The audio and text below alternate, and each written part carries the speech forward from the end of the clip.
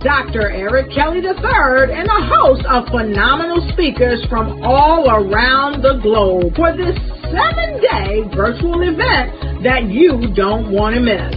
The mission of the Black Business Expo is to raise scholarship money from kids all the way from high school all the way from college. The Black Business Olympics is one of the largest Black business showcases in the world. It is an opportunity for businesses and companies to showcase their businesses globally. We are going to be giving away laptops up to $5,000 away to students. Again, I'm Olivia Appleberry, the founder of 2 Cents Finance and one of the speakers for the expo. I am so excited to see you there. For more info, go to www.blackbusinessexpousa.com or call 919-308-9090 and hope to see you there. I am Black business. From the moment I wake until the time I sleep. Yes, I am Black business. I am Black business. Tell me, are you Black business? I am Black business. Do you support Black businesses? Listen, I support Black business because I am Black business. Black Business Expo, one of the largest business showcases in the history of Black business in the world. The world! Sign up today at www.blackbusinessexpousa.com or call 919-308-9090. I am Black business. I am Black business. From the moment I wake until the time I sleep, I am Black business. I am Black business. Are you Black business? I am Black business. Do you support Black businesses? I support Black business because I am Black business. Black Business Expo, one of the largest business showcases in the history of Black America in North Carolina. Sign up today at www.blackbusinessexpousa.com or call 919-380-9090. I am Black business. I am Black business. From the moment I wake until the time I sleep, I am Black business. I am Black business.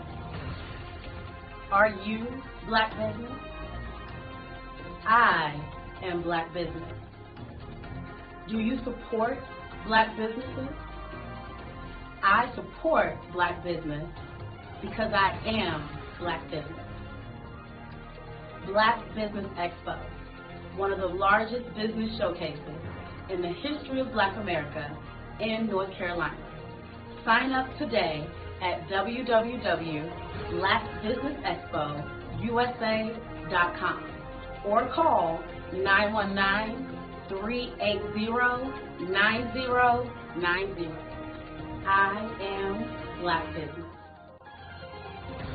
I am Black business. From the moment I wake until the time I sleep, I am Black business. I am Black business. Are you Black business? I am Black business. Do you support Black businesses? I support Black business because I am Black business. Black Business Expo, one of the largest business showcases in the history of Black America in North Carolina.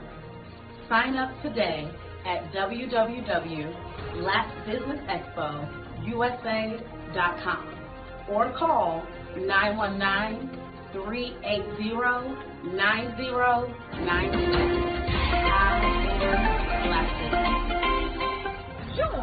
Dr. Eric Kelly III and a host of phenomenal speakers from all around the globe for this 7-day virtual event that you don't want to miss. The mission of the Black Business Expo is to raise scholarship money from kids all the way from high school all the way from college. The Black Business Olympics is one of the largest Black business showcases in the world. It is an opportunity for businesses and companies to showcase their businesses globally. We are going to be giving away laptops up to $5,000 away to students. Again, I'm Olivia Appleberry, the founder of 2 Cents Finance and one of the speakers for the expo. I am so excited to see you there. For more info, go to www.blackbusinessexpousa.com or call 919-308-9090 and hope to see you there.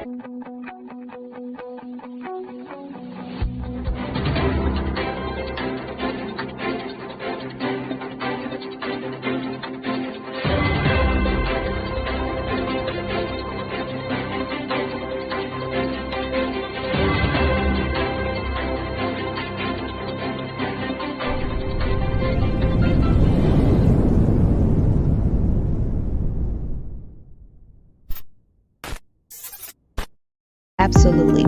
So our coaching program help people that have the lack of time, that lack strategies, and lack the confidence to go after their dream life. So we help them implement tools. We help them implement. I love to leave the inherited lack of finances or the education behind finances.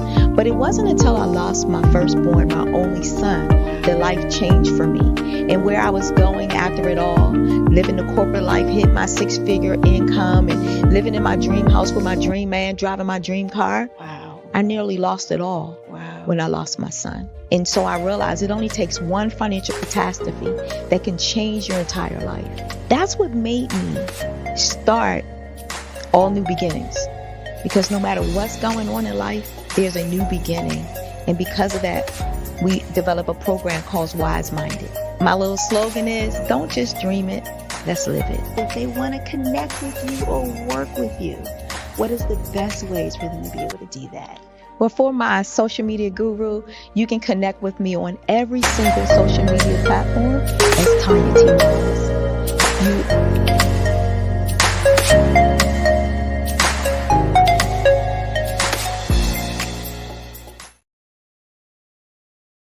I'd like you to imagine with me, if you will, opening an app where you can collaborate with like-minded individuals from around the world, get inspiration and in-app tools to launch and grow your business, as well as share your knowledge and earn compensation, all in one app. Well, the name of that app is Truso, short for Truly Social. Hi, I'm Matthew Newman, the founder and CEO of Truso, a new concept in social media. Truso is designed from the ground up to be a platform that's both social and empowering for all its users. How exactly do we do that? I'm glad you asked. First, Truso brings the world together via video. Psychologists assert that video provides a significantly more effective connection than audio only. When you enter a community on Truso, you're face to face. Second, on Truso, you don't have to have 1 million followers to monetize. Our business model allows all hosts and moderators to monetize, no matter the size of your following, by 1, producing fee-based content, and 2, inviting others to join the platform as subscribers. Even more, Truso has an in-app resource library with over 100 free resources, forms, and documents to help you build your brand and grow your business. Third, Truso is inclusive. The deaf and hard of hearing communities make up 360 million people worldwide. Unlike audio-only apps, Truso embraces this community, providing a networking platform that allows them to participate via video and closed captioning. We even have a deaf and hard of hearing foundation in the works as well. Fourth, Truso is both social and safe. We refer to Truso as a virtual extension of the beauty shop, barbershop, and brainchild of the community. A place where there's laughter, along with wisdom, growth-oriented conversation, and genuine connections in a safe space. Trousseau even has proprietary security to ensure we maintain a safe environment for everyone. Where are we at now? Trousseau is live, y'all. We've launched in beta and we're acquiring users daily. We have an incredible development and marketing team, plus amazing celebrity influencers at the table, helping us spread the word around the globe, beginning within the African diaspora and beyond by creating a safe space for growth, connection, and collaboration. We're truly excited about Trousseau. We've created something special for which there is a global market. And we invite you to embark on this journey with us as a shareholder. The future for Trousseau is truly bright. Join us and let's go there together.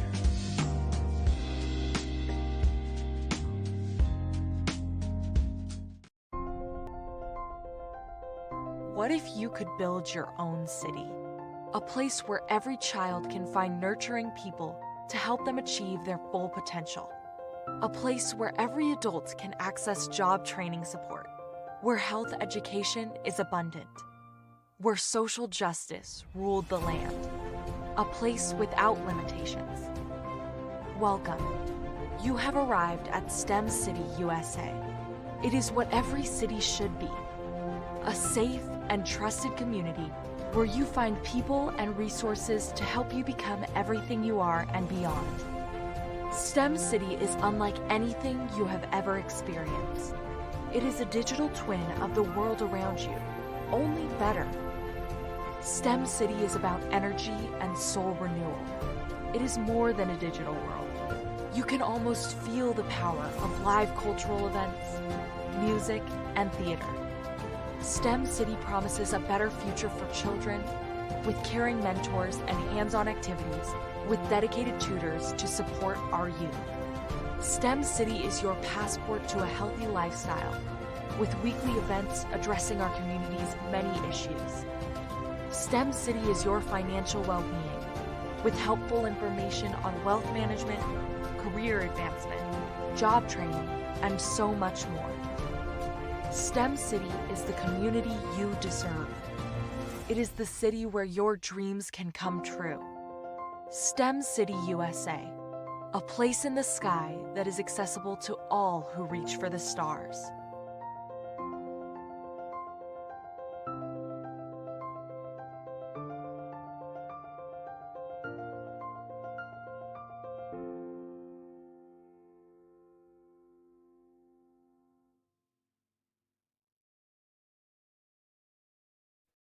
Hey everyone, it's Grant McGaw, CEO of 5-Star BDM and host of the award-winning Follow the Brand podcast and TV series, where I help you to build a 5-star brand that people will follow.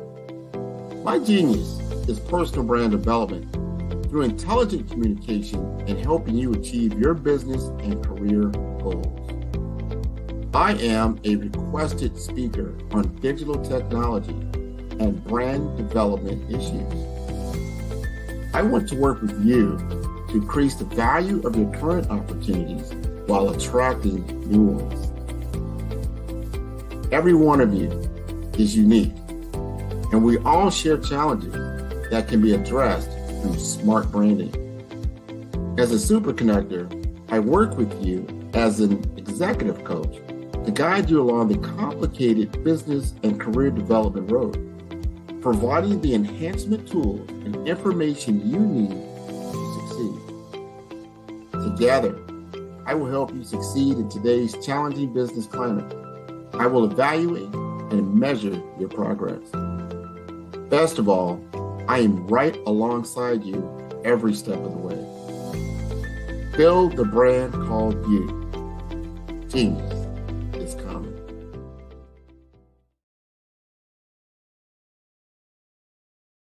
5-Star BDM, Brand Development Masters, is a professional consulting and advisory group keenly focused on business development services for the small to mid-sized business and entrepreneurs.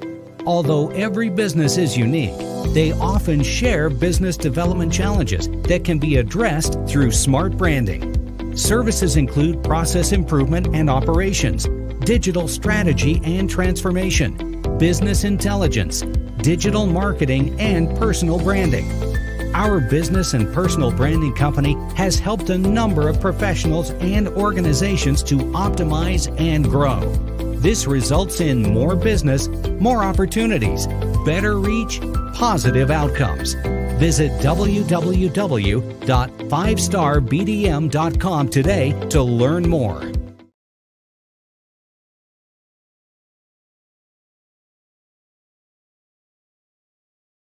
I was born in a little village on the island of Haiti. Many deadly diseases pounded me. It is as if they were on a mission to end my existence on this earth. I refused to give up. In 1983, I left Haiti and came to the United States of America. And I came with $5, 2 shirts. I didn't speak any English. I came to Atlanta. I got a job. I was a doorman. I was a doorman with a dream. What I used to do, I used to come on stage. I'd rehearse this moment that I'm standing in front of you. That's the power of a dream. Maybe today is the day you begin acting as if you already have it. And then step out with full force. Take a risk. No condition is permanent. Don't let your situation distract you. You are chosen. You are called. You are born for a purpose in this life.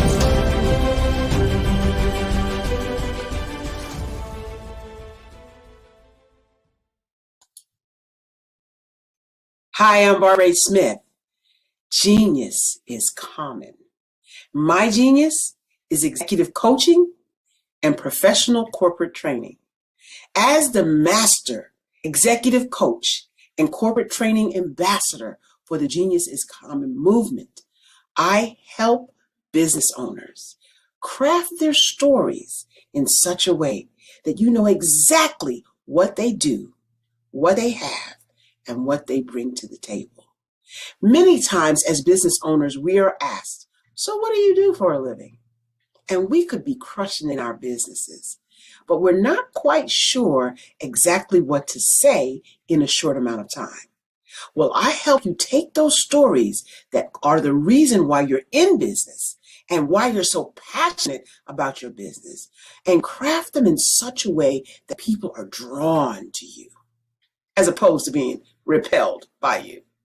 Because every conversation, every time you talk to someone about your business, you are excited about it. But are you really conveying what you do, what you have, and what you bring to the table? And do really people understand why you care so much and why they should care that you have the solution to their problem? Well, I'm here to help you with that.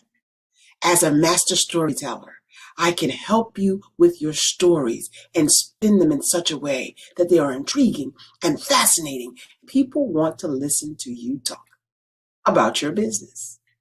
That's why at the Genius is Common movement, I am the master executive coach and professional training ambassador. That's my genius. And genius? Oh yeah, it's common.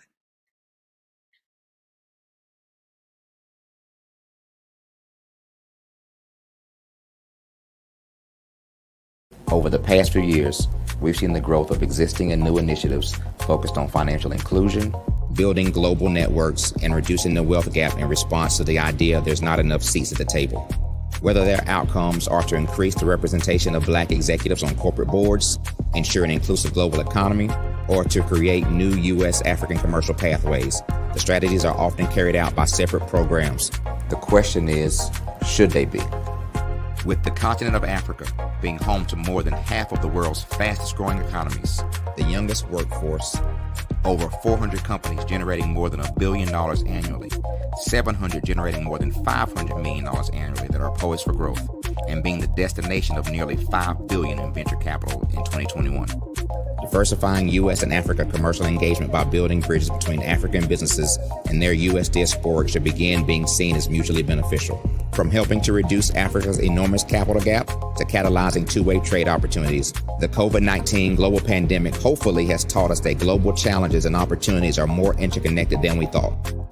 During the pandemic, African companies like Unicorn Flutterwave, insurance provider Reliance Health, ride-hailing app Yasir, and 54Gene, the continent's first bank of DNA on people of African descent, proved that when African companies have access to networks, capital, and information, they grow big, grow fast, and create solutions that are valuable to the world.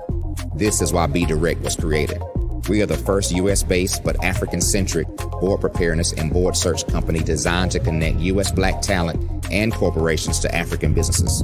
Unique and fundamental to Be Direct's success is our process of helping board candidates adapt their experience and networks to an African context before they're connected to high-growth companies that are looking to locally and globally scale. From our focus groups with African business execs and government leaders, we don't ignore the sentiment that business is easy, but people are hard.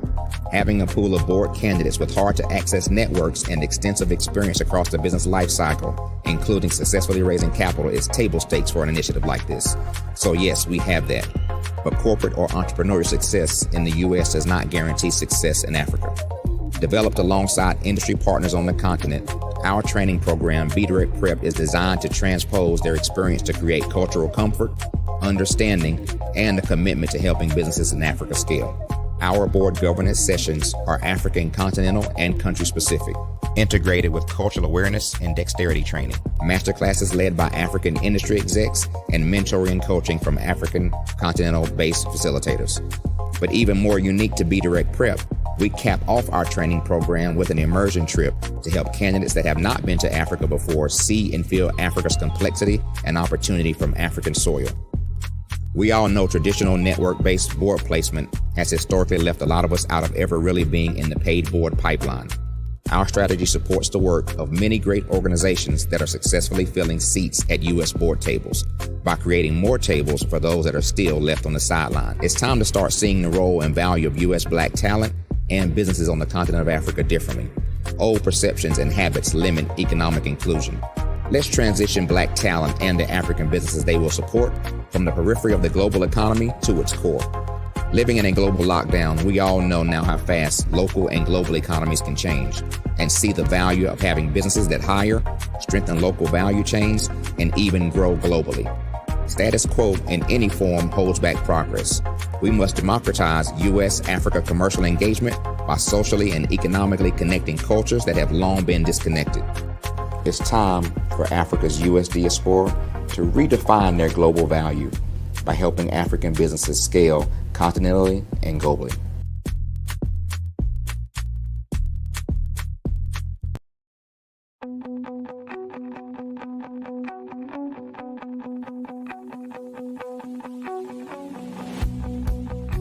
I am Black business.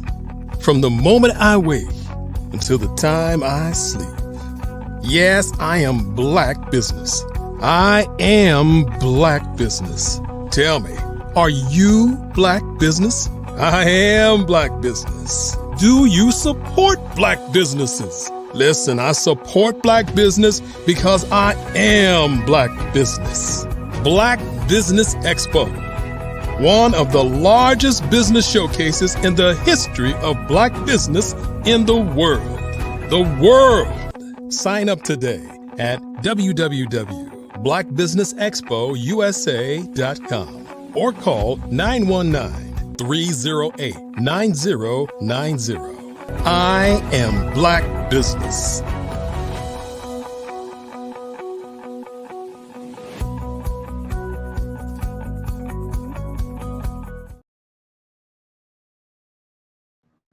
Good afternoon, business owners, entrepreneurs, thought leaders, and corporations. Welcome to the Black Business Network. My name is Cheryl Mays, and I am one of your speakers this afternoon. And the Black Business Network, it is a 24-hour business network showcasing Black businesses, business owners, entrepreneurs, and thought leaders worldwide. We have speakers from North Carolina, London, Singapore, Africa, Japan, and cities from all over the United States. The Black Business Network is a global community sharing in business knowledge to empower, inspire. It's a global community sharing businesses to help educate, businesses of all types. And this week, we are hosting the literary edition of Black Business Olympics, showcasing writers, authors, speakers, publishers, agents, and literary enthusiasts. And I am your speaker. My name is Cheryl Mays. Give you a little bit of information about me. I am not only a speaker, I'm also an author. And I have had the opportunity of being able to speak to authors all over the globe. I've had the opportunity of being able to work with authors all over the globe. And for me, it really started with having something to say. And we all, right? We all have something to say. And so I want to tell you what my topic is going to be for today. It is traditional publishing versus self-publishing. And I don't know if it's even versus, right? It's either or. Whichever way your journey decides to take you, that's the best choice for you, because they both have pros and they both have cons. So let me tell you about my journey. I started as a business owner. I was a business owner first. And in communications with other business owners, you know what I found out? It is tough out there. It is tough being that entrepreneur that has this vision, this passion for something that you want to bring to the world. And then maybe you don't have the support. Maybe you're doubting yourself. Maybe you're not in a circle where people are actually encouraging you or inspiring you. And so in having those conversations, it came to me that we have a lot of chatter. We've got this internal chatter, we've got external chatter, and sometimes that negativity can paralyze us. You have heard of paralysis analysis, right? Where you have something that you want to do, but you've just thought about it so much that you can't even move forward. Well, that's what my first book is about. It is truly called Silencing the Chatter Monsters, Moving Beyond Your Fear. When I thought about the title of the book, it really made me think about how powerful chatter is, how powerful negative chatter is. You know that thump in the night when you were a kid and you didn't know what it was, but it scared you to death? That's what chatter does. And so in this first book of Silencing the Chatter Monsters, I introduce a character. And this character is literally referred to as the traveler. And she has this dream. There's this passion on her heart that she wants to do something big. She wants to do something other than go to work every single day. She wanted to do something impactful, something that was going to change her community. But she kept hearing the chatter. She kept hearing it from her family that were saying, "Who do you think you are? It's never going to happen. You've never done anything like this before. You're not one of those follow through people." You know, all of those things that people say when they want to tear you down instead of saying, "Yes, you can, and you got this." So she was engaging with those other people, the ones that were saying, "No way, no how, do something else." So much so that she herself started saying these same words. Now, the most powerful dialogue we can ever have is internal dialogue. And so as she's saying this, she's convincing herself that she's not worthy of having this amazing journey. She's not worthy of having this dream come true. And so she decides to get away from the chatter. And so she takes a walk. And I like to call it a mindful walk. When you're just walking, you're listening to music, you're really kind of in and out of reality, right? But you're more so in your thoughts, and you're in this deeper conversation with your higher being.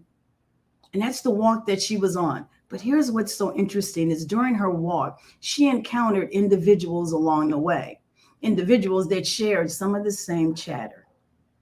They had some of those same types of circle members, right, in their posse. But they had something that they wanted to do. And so they shared their messages with her as to how they got into the business that they got into, some of the journey, some of the mountains that they had to climb. until they got to the place where they are now. And these are true stories. These are authentic stories from successful business individuals that you will not see on Forbes magazine, but they can do whatever they want to do whenever they want to do it. And that's my idea of being a successful business owner. And so our traveler, she goes on and she meets these individuals in different places. And they each leave her with something. They leave her with a gift on how they silence the chatter. And I'll just read one of them to you, or maybe two. So this one here, this one is coming from Jill, who lives in Kentucky. When the traveler met Jill, she was walking and didn't realize where she came across this woman. And she didn't know she was supposed to meet her, but she really was. Sometimes the universe delivers people to you at the time they are supposed to meet you. And this is something that Jill left her with.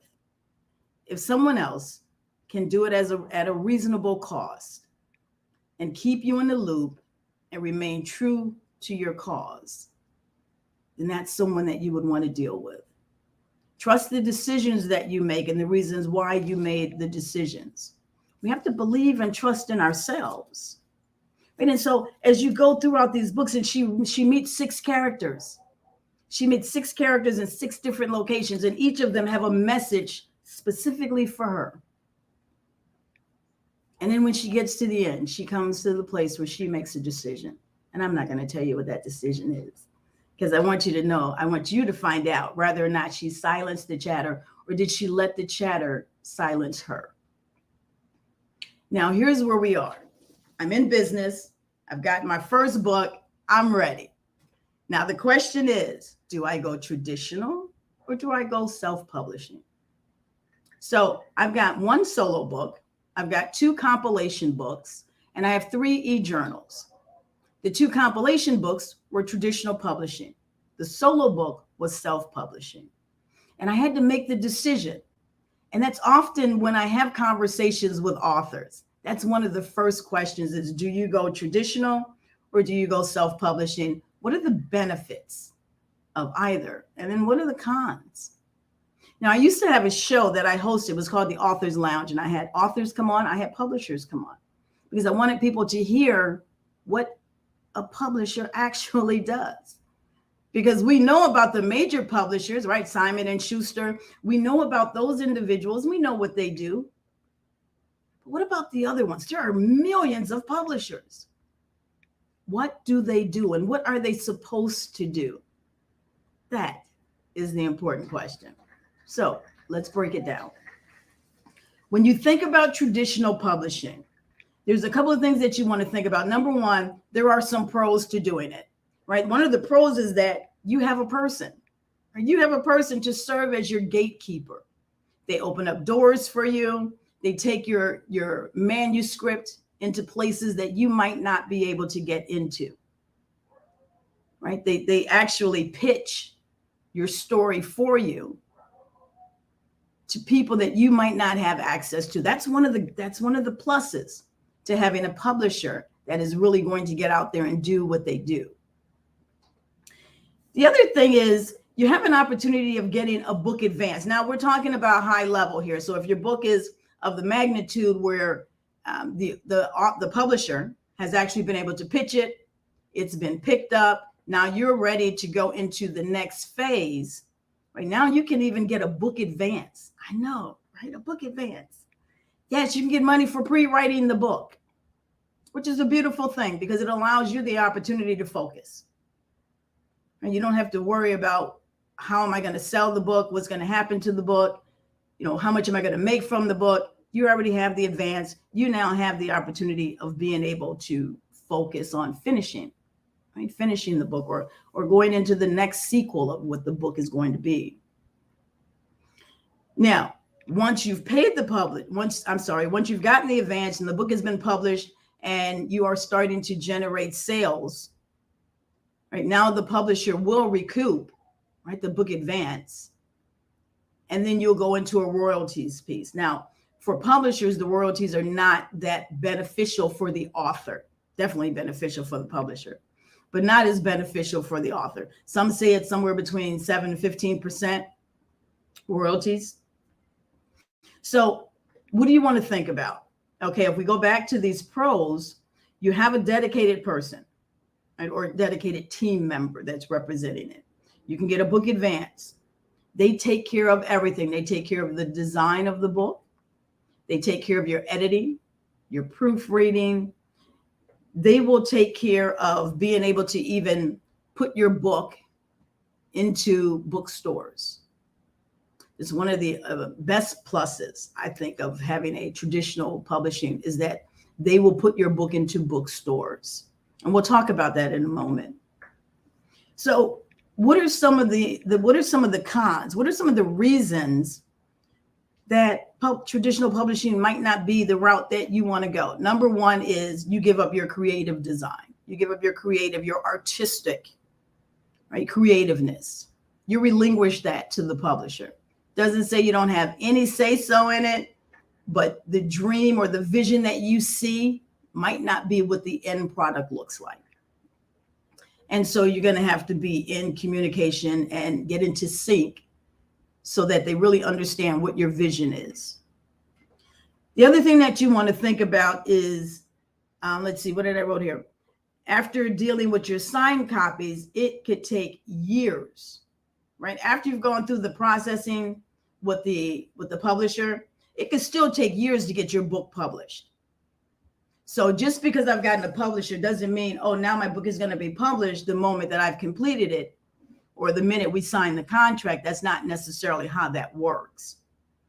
Your book still could take some time, depends on where it is, right? Where it is in the process of being launched, what's going to happen to it, right? So you have an opportunity of really thinking about what that looks like when it comes to having that creative control. The other thing is, we talked about your royalties being low. Here's one that's really, really huge is the contract. Okay. So I have talked to many of authors about the contract, because if you don't have that meeting of the minds, right, where you know exactly what this publisher is stated that they're going to be responsible for. If you do not have that meeting of the minds, then you're looking and expecting one thing and the publisher is not, and now you're not happy. And now we've got a contract issue that's probably got to go to before a lawyer or before a court of some sort, which means now you're going to pay even more money than the money you're already paying for the publisher. So you want to think about that contract and make sure that that contract, you have an opportunity to have it read by someone that understands the legalities, right? Like the what ifs, because there's always a what if, right? Something is going to happen. What if you get sick and can't finish the book? What if the publisher doesn't do the marketing that they say they're going to do, right? So there's those contingencies, and you want to know what's the plan if this happens, because this contract needs to be succinct. So here's what I know. When we talk about traditional publishing, I've had two. The two compilation books were traditional publishing. The one book took a very long time to get out, right? Probably 2 years, probably about 2 years to get out. One of the things that I use that term compilation, right? Some people say anthology. Basically what it means is that there are multiple authors writing under the same title, but they all write a chapter. And so there, the publisher is trying to get as many authors as possible. So the one book that I have, this one here, The Joy of Work, it actually has 20 authors. This is 20 authors. Another book that I've written called The Pathway to Leadership has 40 authors. So depending on what the goal is, right, for the publishers, it could take a long time to get the amount of authors necessary for the publisher to be able to make money back on selling the book, because you have 40 authors, you got 40 distribution channels immediately when it comes time to being able to sell the book. And that's the other thing that you want to think about, right? With your traditional publishing, they also want to understand your marketing capability. Where's your circle of influence, right? Even though they have what they're going to do for you to get the book in places that you don't have access to, they're still going to want to know what's your plan? How can you also further the sales of the book? So on the compilation books that I wrote that were traditional publishing, we had to wait until we got to the number of authors.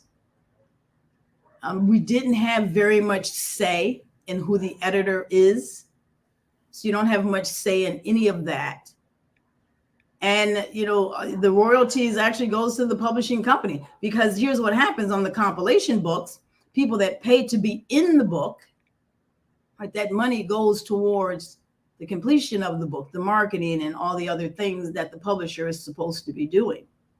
Now, I've seen people pay $200 to be in a book. I've seen people pay $800. I've seen people pay $19,000 to be in a book. So depending on what you want to do with your book, that's an option for you. Traditional publishing, costly, yes, right? But they do take care of everything. Now, let us go into self-publishing. So self-publishing, that was the one single book that I did. The thing about self-publishing is that you don't have to wait, right? You don't have to wait. Sometimes it has taken you 5 to 10 years to actually get this book out, right? When you self-publish, you don't have to wait to get the book out. Now, for new authors, that might be considered a little risk as an investment for a traditional publisher. This could be the way to go. It is to be a self-publishing where you're actually doing this on your own. And so you have the opportunity of being able to do certain things.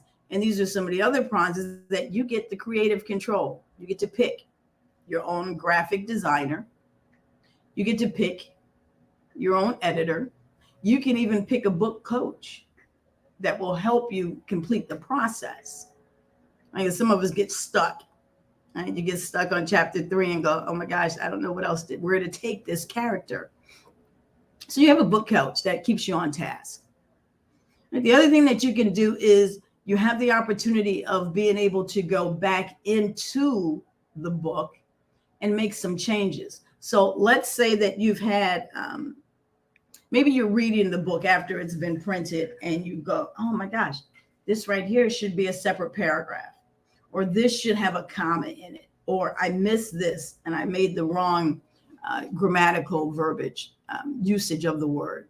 So you might catch something like that. Well, you have the opportunity of being able to go in, fix it, and reload it back onto the website or back onto Amazon, whichever site you're actually self-publishing on. You have the opportunity of being able to go back and to do that. Also, self-publishing books have a longer shelf life, because you have the opportunity of not only putting it into specific places that the publisher would have it, but you're going to put it into a lot of other places. You're going to do book signings. You're going to give it to your churches. You're going to give it to, the businesses that you work with. So there's a lot of opportunity when you self-publish. And I think for me, it was the fact that I had the creative rights. Now, in self-publishing, very important. And if you write nothing down, write this down. You need a great editor. You have to pay for a great editor, right? Not somebody that you know that's great at reading. You want a great editor. And a lot of times you can find those folks on Facebook. There are a lot of retired teachers that are now book editors and book coaches, but you need to find a great editor, because when you're self-publishing, you don't have that additional eye, right? Much like traditional publishing, where they have multiple people that will read the book, make sure that the quotes are properly referenced in the back of the book. They want to make sure that the book is grammatically correct. You don't have that when you self-publish, so you have to pick an individual that is going to look for all of that and yet maintain your voice. That's important. So here's a story that I had about self-publishing. This book right here, this one right here. I was looking for a cover. I was looking for a cover because I wanted it to be representative, right, of the title, but I wanted it to also be eye-catching, because when you think about your book cover, it has to be something that when people walk by, they stop, or they're thumbing through the online bookstore and it just makes them stop. And so I reached out to someone that had contacted me. They were doing graphic work, and she gave me, and so I told her what the name of the book was, and she sent me back these like real monsters, like really like Frankenstein and the ghosts. And I was like, no, you're not getting it. You don't understand what's happening. You don't understand what my vision is, even though I tried to explain it to her. And then we went through it again a second time. And then she wanted payment. And I was like, no, because you haven't fulfilled what our contract was. So you have to be very, very careful, because then I found someone that I spoke to her, and she is a graphic artist. She's a visionary. She's the CEO of multiple TV brands. And I shared the information with her about what I was looking for. Do you know, in 24 hours, I had a book cover and I was ready to rock and roll. That's the kind of conversation you have to have. And you have to be able to say no. Don't accept everything that someone offers you just because you're self-publishing. You still have the rights to your creative content. Right? You still have the opportunity of being able to do that. The other thing that you want to think about is there are some cons, right, to self-publishing. There are some cons. So there's a lot of great things to do about self-publishing, but the cons is this: you got to do your own marketing. I know. You know, I've talked to so many authors that had not done the business aspect, right, of being an author. And that's where the marketing piece comes in. When you're self-publishing, you have to have a business strategy for marketing.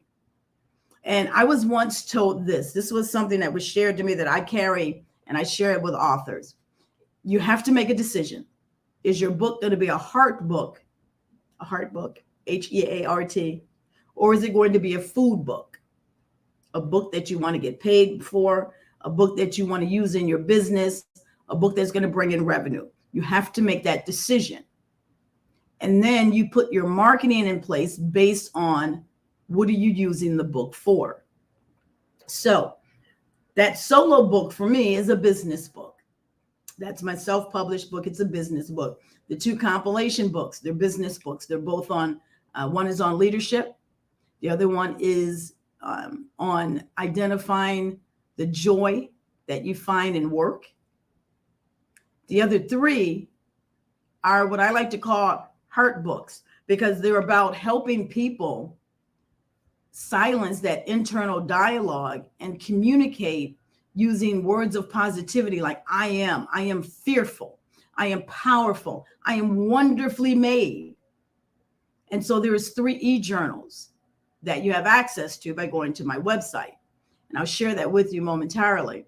But you have the opportunity of being able to create affirmations. If you're a business owner, you can create affirmations around your business strategies. Be all in.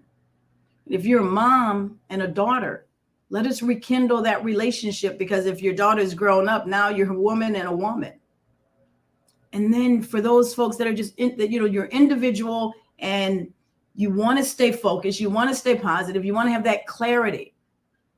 And so there's a journal for you also. And so I call those my heart books. And the other books I call my food books, because I use those in my business. And so that's a decision, right? When you write that book, what is the book going to be used for? Because that can help you in making the decision as to whether or not you want to be self-published or traditionally published. That can be one of those deciding factors. And so when you think about the opportunity that you have, right, whether you are self-publishing or rather you are traditional publishing, both are good, right? Both have their pros, both have their cons. It's which one is better suited for you according to what you want to accomplish with your piece of literary work. That's the question that you need to ask yourself. And then the second question is, what is your budget? Put together your budget so that you know what you're capable of being able to pay for. Can you pay for a book coach that will also probably help you find an editor, right? They're connected. You use their circle of influence. They can probably also help you put together a marketing strategy for your book.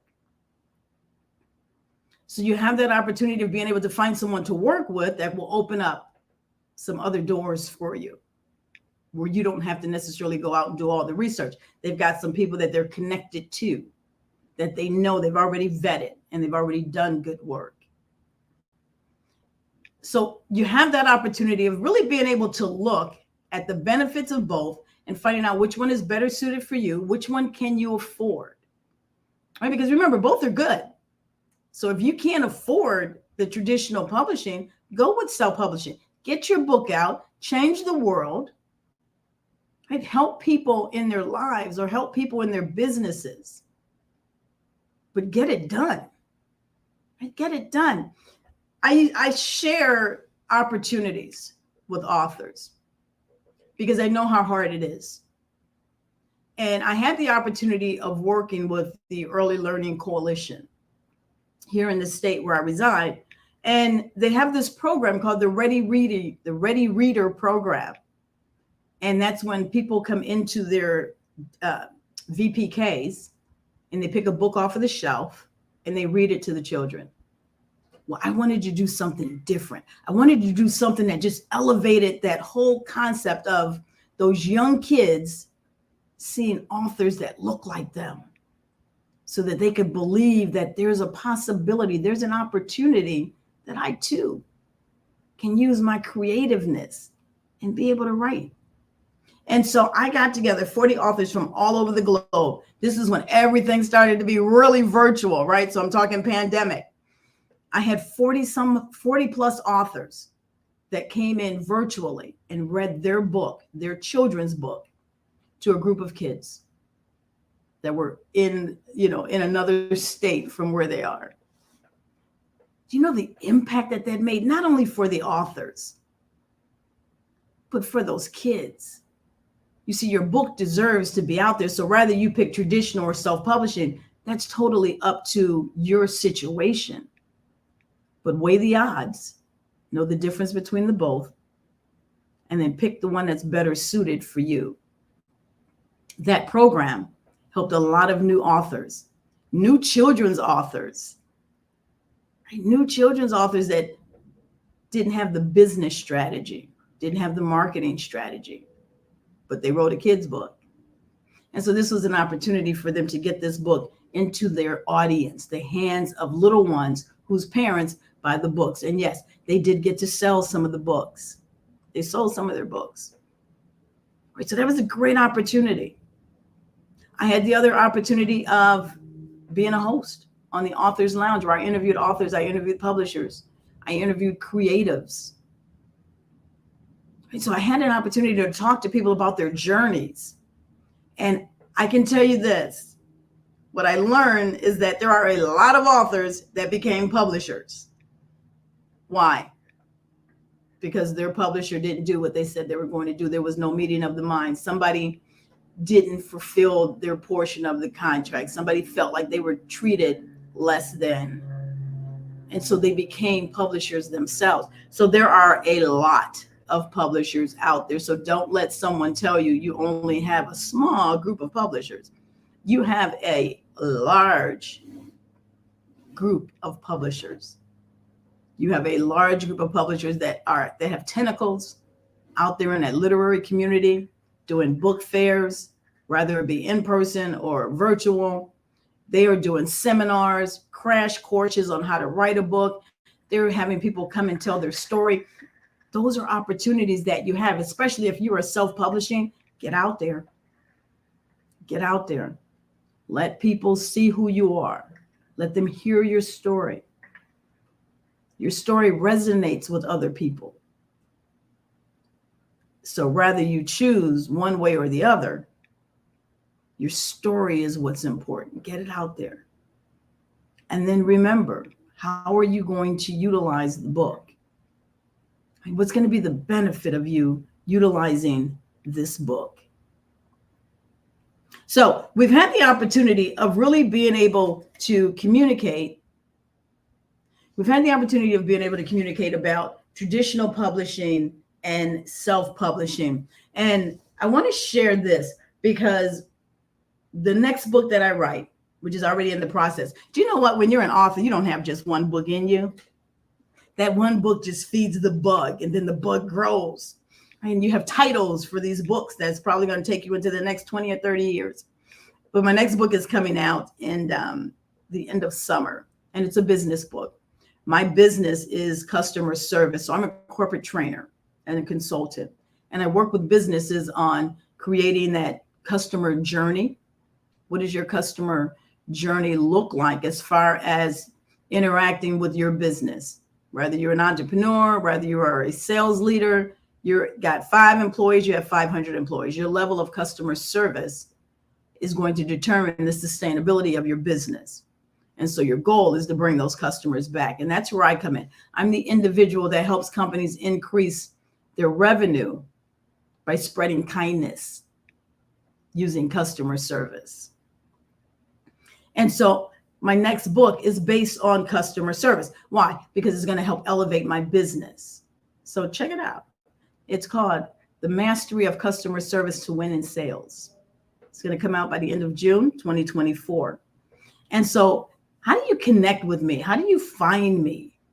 Well, there's a couple of ways for you to find me. I'm on social media, Cheryl Mays. And I am on social media. Last name is M-A-Y-S. You see it right there on the screen.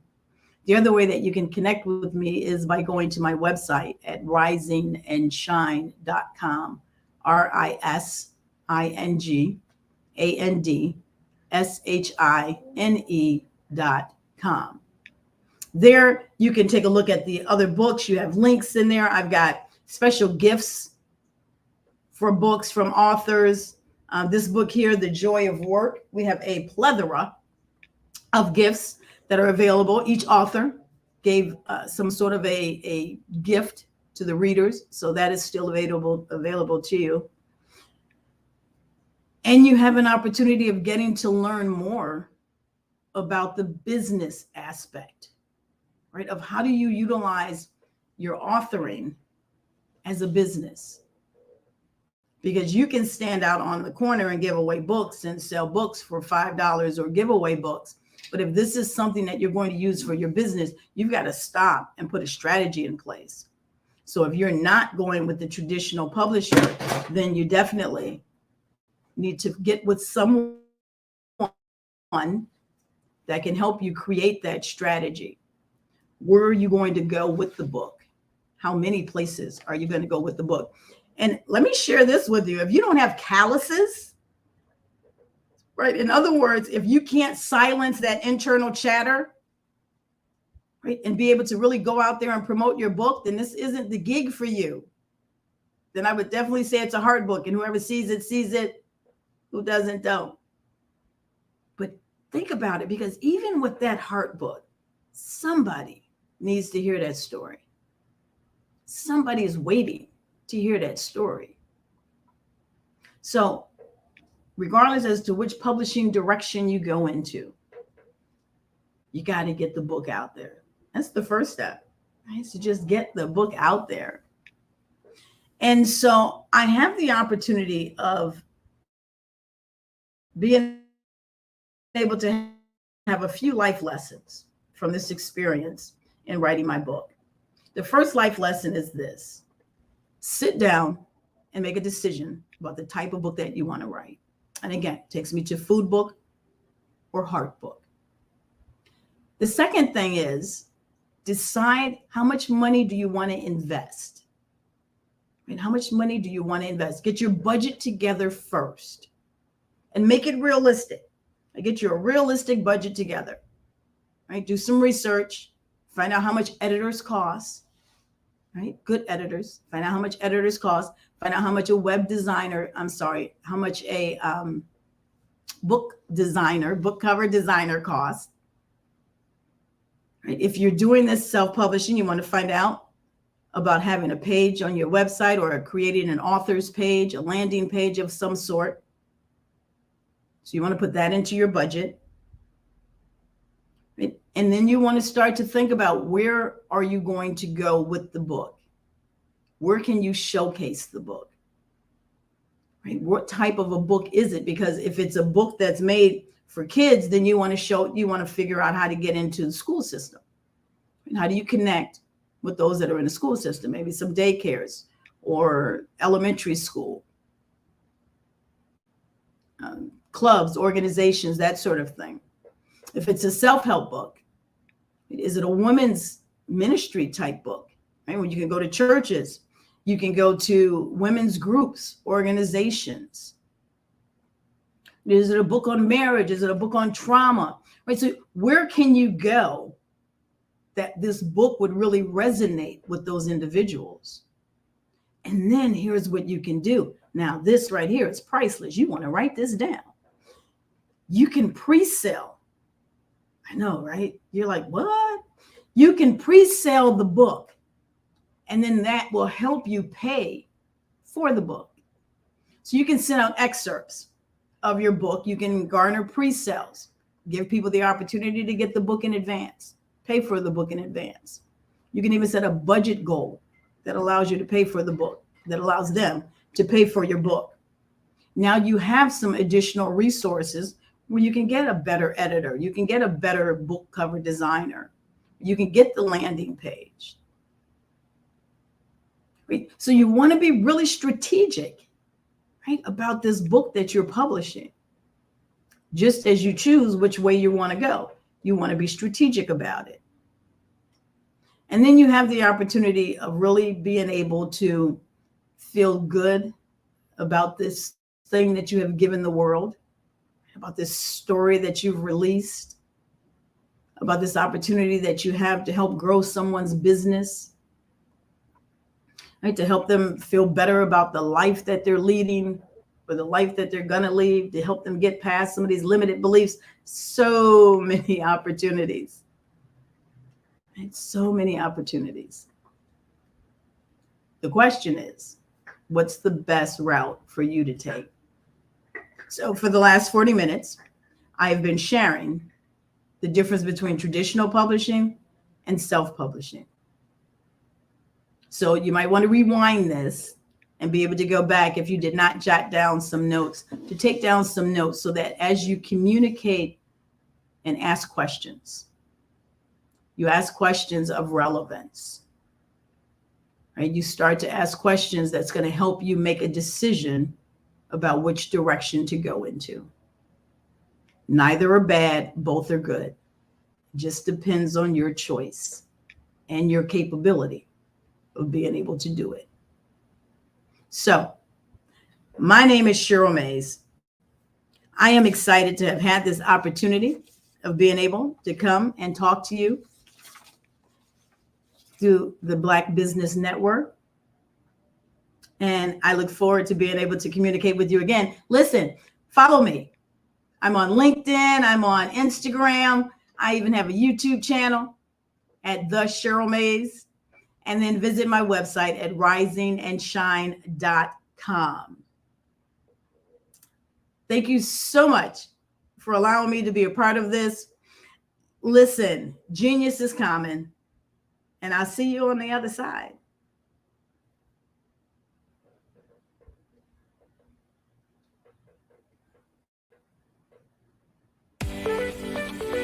You are in the right place at the right time.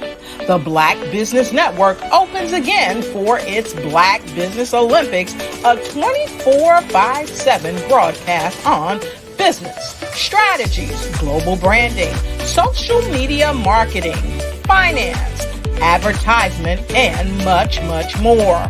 Featuring the top, most powerful entrepreneurs and speakers and thought leaders from all around the world as they gather together for this phenomenal event. Join the Black Business Network streaming live into the metaverse, STEM City, USA, Black Multiverse, Pod TV, Roku, Hulu, iHeartRadio, Apple TV, YouTube, TikTok, Instagram, Google Podcasts, Facebook, LinkedIn, IBM TV, Spotify, and Twitch. Tune in today and be a part of this amazing movement. The Black Business Olympics welcomes you.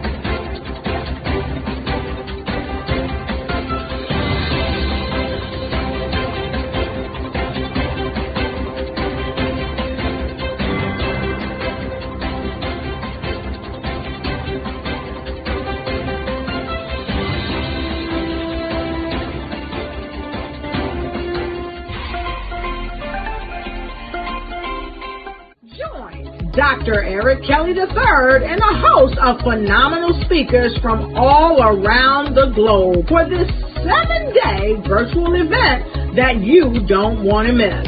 The mission of the Black Business Expo is to raise scholarship money from kids all the way from high school, all the way from college. The Black Business Olympics is one of the largest Black business showcases in the world. It is an opportunity for businesses and companies to showcase their businesses globally. We are going to be giving away laptops up to $5,000 away to students. Again, I'm Olivia Appleberry, the founder of 2 Cents Finance and one of the speakers for the expo. I am so excited to see you there. For more info, go to www.blackbusinessexpousa.com or call 919-308-9090 and hope to see you there. I am Black business. From the moment I wake until the time I sleep. Yes, I am Black business. I am Black business. Tell me, are you Black business? I am Black business. Do you support Black businesses? Listen, I support Black business because I am Black business. Black Business Expo, one of the largest business showcases in the history of Black business in the world. The world! Sign up today at www.blackbusinessexpousa.com or call 919-308-9090. I am Black business. I am Black business. From the moment I wake until the time I sleep, I am Black business. I am Black business. Are you Black business? I am Black business. Do you support Black businesses? I support Black business because I am Black business. Black Business Expo, one of the largest business showcases in the history of Black America in North Carolina. Sign up today at www.blackbusinessexpousa.com or call 919-380-9090. I am Black business. I am Black business. From the moment I wake until the time I sleep, I am Black business. I am Black business. Are you Black business? I am Black business. Do you support Black businesses? I support Black business because I am Black business. Black Business Expo, one of the largest business showcases in the history of Black America in North Carolina. Sign up today at www.blackbusinessexpousa.com or call 919-380-9090. I am Black business. I am Black business. From the moment I wake until the time I sleep, I am Black business. I am Black business. Are you Black business? I am Black business. Do you support Black businesses? I support Black business because I am Black business. Black Business Expo, one of the largest business showcases in the history of Black America in North Carolina. Sign up today at www.blackbusinessexpousa.com or call 919-380-9090. Join Dr. Eric Kelly III and a host of phenomenal speakers from all around the globe for this 7-day virtual event that you don't want to miss. The mission of the Black Business Expo is to raise scholarship money from kids all the way from high school all the way from college. The Black Business Olympics is one of the largest Black business showcases in the world. It is an opportunity for businesses and companies to showcase their businesses globally. We are going to be giving away laptops up to $5,000 away to students. Again, I'm Olivia Appleberry, the founder of 2 Cents Finance and one of the speakers for the expo. I am so excited to see you there. For more info, go to www.blackbusinessexpousa.com or call 919-308-9090 and hope to see you there.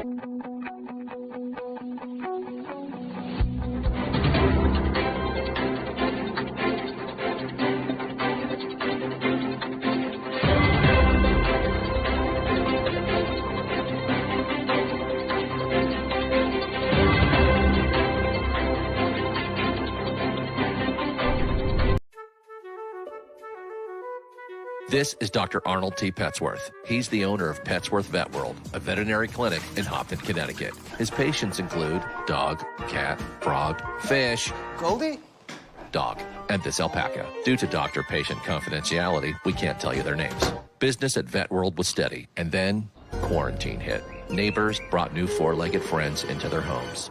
Bunnies. Bunnies everywhere. Dr. Petsworth welcomed these new patients with open arms. The only problem? There were more appointments than he could manage. That's when Dr. Petsworth turned to his American Express business card, which offers spending potential that's built for his changing business needs. He decided to hire a new assistant, Julio, and with spending power built for business purchases, he used his card to furnish a new exam room. Together, Dr. Petsworth, Julio, and American Express Business made sure all the pets of Hopton got the love and care they deserve. And everyone was happy. Get the card built for business by American Express.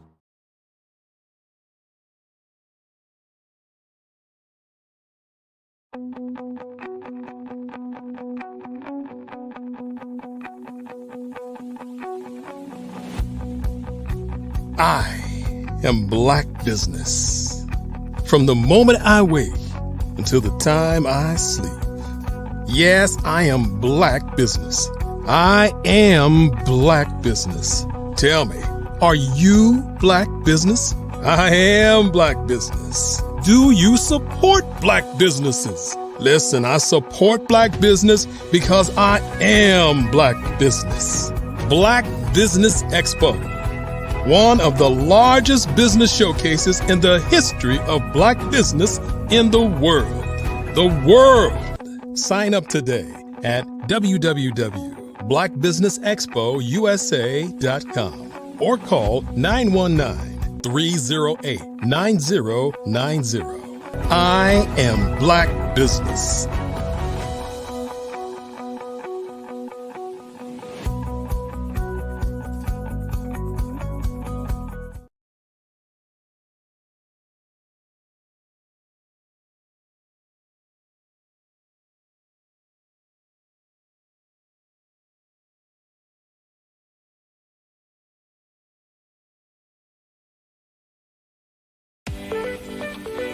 You are in the right place at the right time. The Black Business Network opens again for its Black Business Olympics, a 24/7 broadcast on business, strategies, global branding, social media marketing, finance, advertisement, and much, much more. Featuring the top, most powerful entrepreneurs and speakers and thought leaders from all around the world as they gather together for this phenomenal event. Join the Black Business Network streaming live into the metaverse, STEM City, USA, Black Multiverse, Pod TV, Roku, Hulu, iHeartRadio, Apple TV, YouTube, TikTok, Instagram, Google Podcasts, Facebook, LinkedIn, IBM TV, Spotify, and Twitch. Tune in today and be a part of this amazing movement. The Black Business Olympics welcomes you.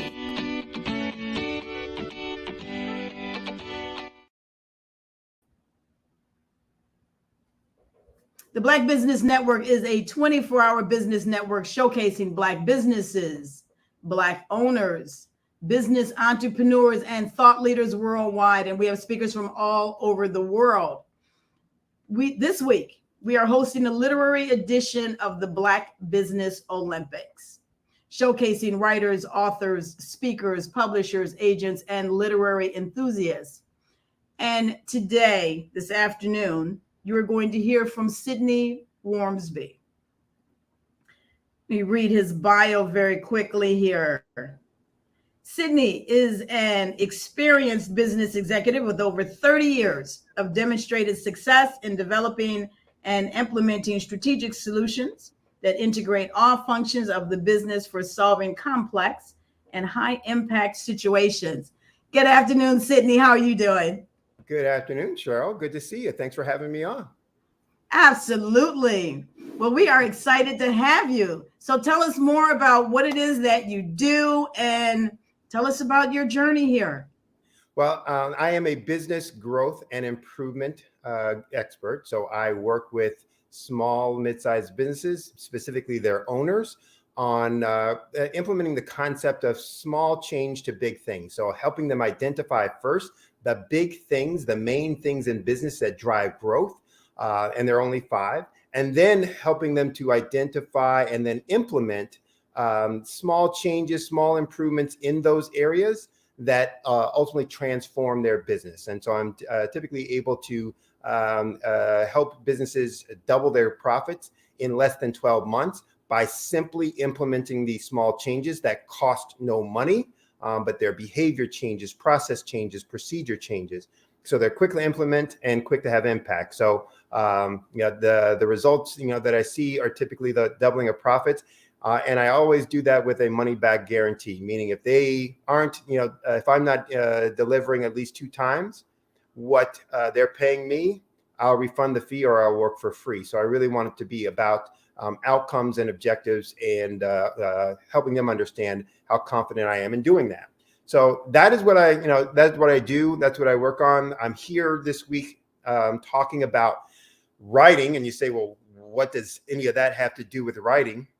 Everything I'm going to say today is really for those who are wanting to be, looking to be, thinking about being authors, but who aren't writers and publishers. So if you didn't grow up thinking, I want to write a book, write a novel, most of the stuff that I'm going to say today will, resonate with you and be useful to you.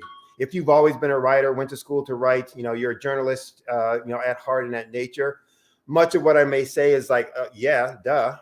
Everybody knows that. So just kind of setting the stage for that. I am not at my core someone who just wants to write books. I am a very good writer, but I do not like writing. And that's not usually a good combination. And I don't like writing because of I'm a wordsmither. And so I sit down and I, have agita and angst over each and every word to make sure it's exactly right. And that doesn't make writing a fun task for me.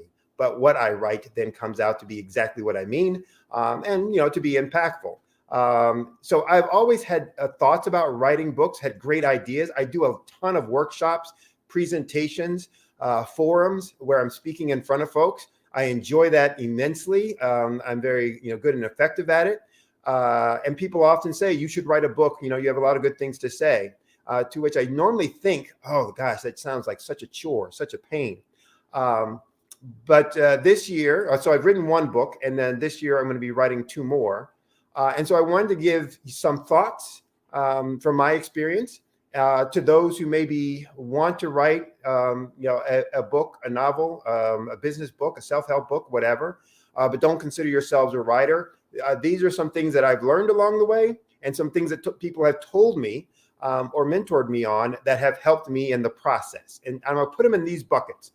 It's the know your why, or maybe have a why, to have a process, to create accountability, and to have a plan.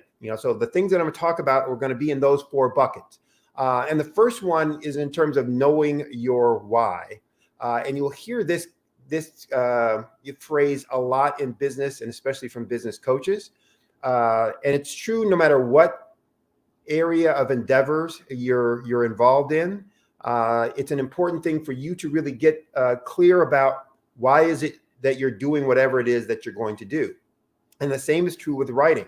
That just says, first, what's your why? What's the purpose of this? What are you intending to use it for? And, what outcomes are you hoping to gain from it? And if you're not clear on that, then it's also not going to be very helpful for you in the writing process. So first and foremost, knowing who's your intended audience. Who do you expect? Not expect. Who are you writing this for? Who are you intending to hear this message? And understanding all of their needs and wants. So if I understand who I'm writing this for, whose ears this is for, whose mind this is for or to change, then I can start thinking about who is that individual, or who are those individuals? What are the pain points that they're dealing with? What are the questions that they have in their mind? What are the thoughts they have on this topic? What are the questions that they have about this topic? And it's important, at least from my perspective, that you realize whatever you write might be the definitive book on that topic, but it won't be the complete book on that topic. And there's a difference and a distinction in my mind between those two. So being the definitive book means, hey, this is going to be impactful. This is the book that has the most insightful thoughts about whatever the topic is. We all hope to write that book about whatever topic we're engaging in. But even if it's the most impactful, the most insightful, and therefore the definitive book on the topic, no one book is going to include every aspect, every piece of detail about that topic. And we shouldn't try to do that. That's not the purpose of each individual book. You should have a thought as to here's what I want to get across. It's like when I do a workshop or a presentation. I have a thought as to here's what I want to get out of that. Here's what I want them to walk away with. And I talk on that. And when I start drifting away from that is when I start losing people's attention. And I can see it in their eyes. Well, if I'm writing a book, I can't see it in their eyes because I'm not there when they're reading the book. When I'm doing a presentation, I can. So I can, self-adjust, self-modulate to get back on topic. But when you're writing, you have to make sure that what you're writing is going to be, on message, on topic, 100% of the time. And it can't include everything. It just won't include everything. Nobody has the patience to sit down and read a book that would be that long. But knowing who your intended audience is allows you to, really think through, where their minds are going to be at when they're reading it. You also need to be very clear about what message you want them to walk away with so that every word and every chapter is driving that point home and making that message clear and concise for them. It's also important that when you're writing, that you write it in your voice, but their language. And this was something I actually learned really early in life, where I was writing things the way my English teacher told me to write, to make sure that it was articulate, educated, the right the right use of the English language, et cetera, et cetera, et cetera. And often it would come out being written for someone who was a college grad level. And that might be great if I was writing to only college grade level people, or if the topic was directed at those folks. But if you're writing for the everyday person, they writing at that level or writing jargon that's specific to your industry or where you came from may not be the right solution. So you have to think about who is my intended audience and what language do they speak. If you use the analogy of, if you're writing in German, but the intended audience is French, you get the point that I'm making, that you have to write it in a way that they will understand the words and language and be able to, interpret and internalize the point that you're trying to make. So use your voice. That's important. That's how they get to know and understand you and connect with you. So be true to that. But make sure you're not using jargon, not using specific words that are only known by a select few and not the select few that you're writing for. The other point that I would make is include in there the things that make you truly unique. So when I'm working with my clients on a business growth project, so when people hire me, they're looking to grow their business, wanting to drive their revenues, drive their profitability, et cetera. And I'll work with them on all of those aspects that address that.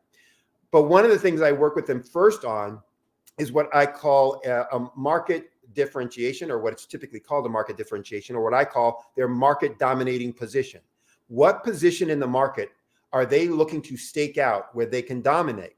And to do that, I tell them to first identify what is truly unique about themselves.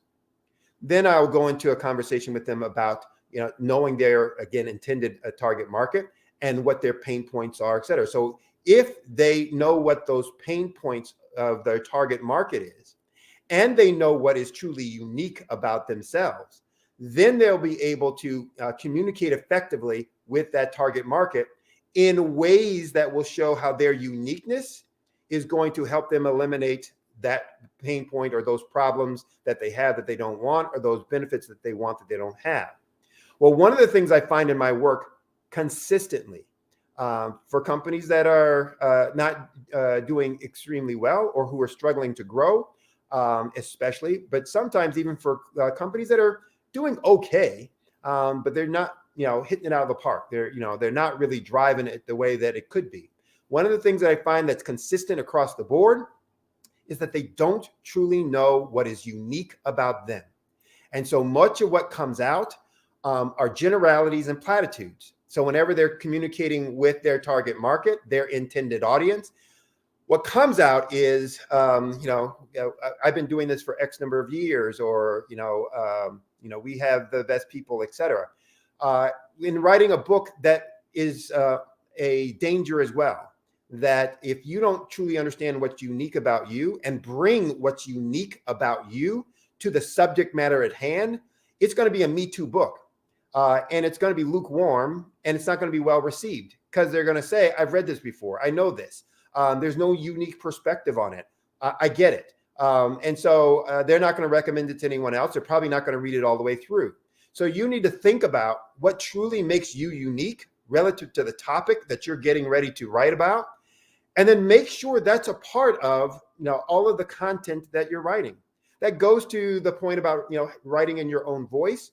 But in addition to the kind of language that you would use, or the kinds of examples, it's talking about your perspective.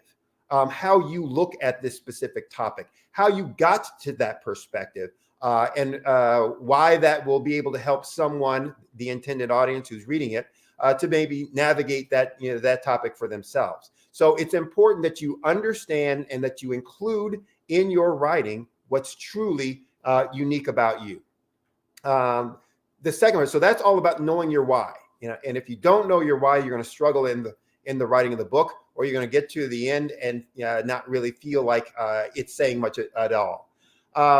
The next, I guess, part that I would talk about is, having a process. And so for someone who's not a writer, who, doesn't enjoy the process of writing, I kept putting off writing books forever and ever, because it's like, oh, I'll talk about this. I'll do a workshop on this, and which I did.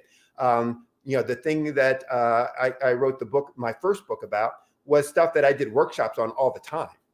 I just wouldn't sit down and write the book.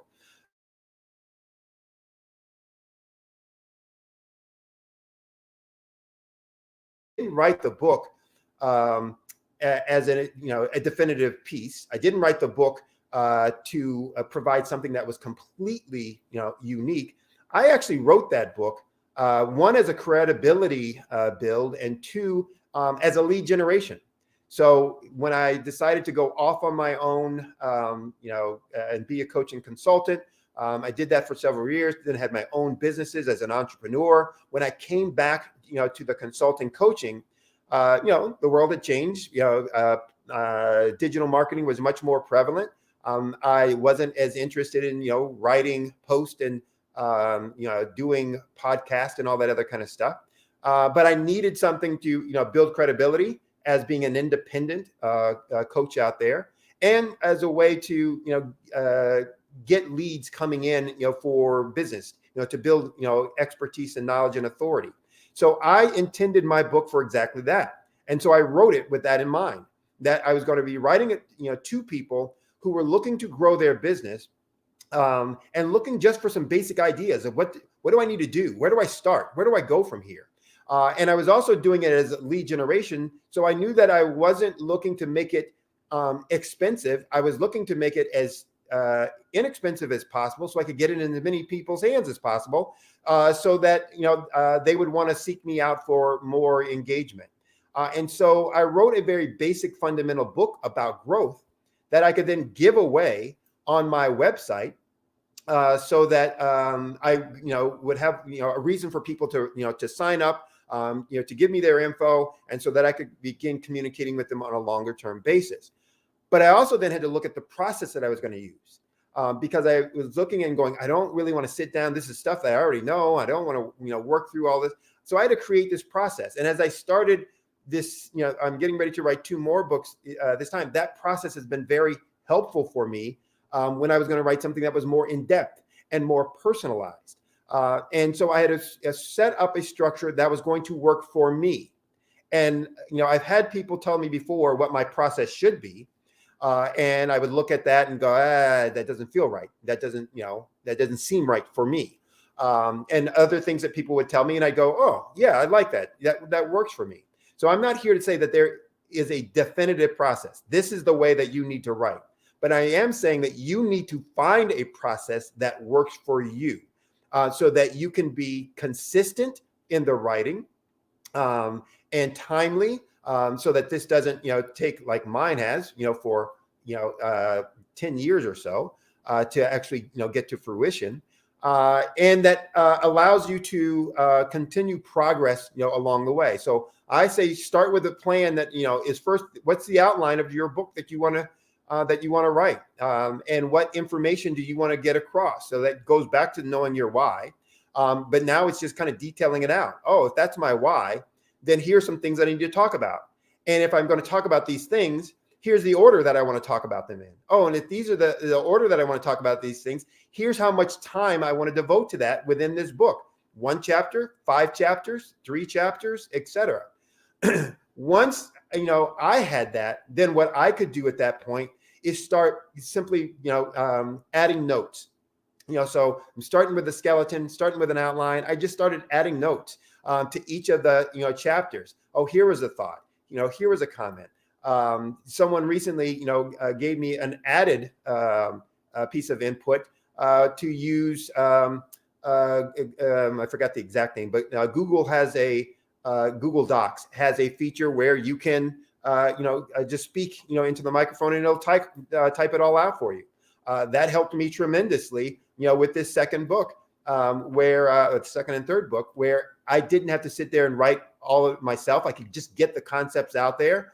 Then I could go back and do my wordsmithing after I got it all in. Because before I would start writing something, I'd wordsmith it, and then I'd forget the other thought that came through my head, 2 sentences ago, et cetera, et cetera. Well, this way I can just ramble, get it all out there, and then go back and wordsmith, later on. I'm not saying that's the process you need to use. I'm saying I discovered the process that was useful for me.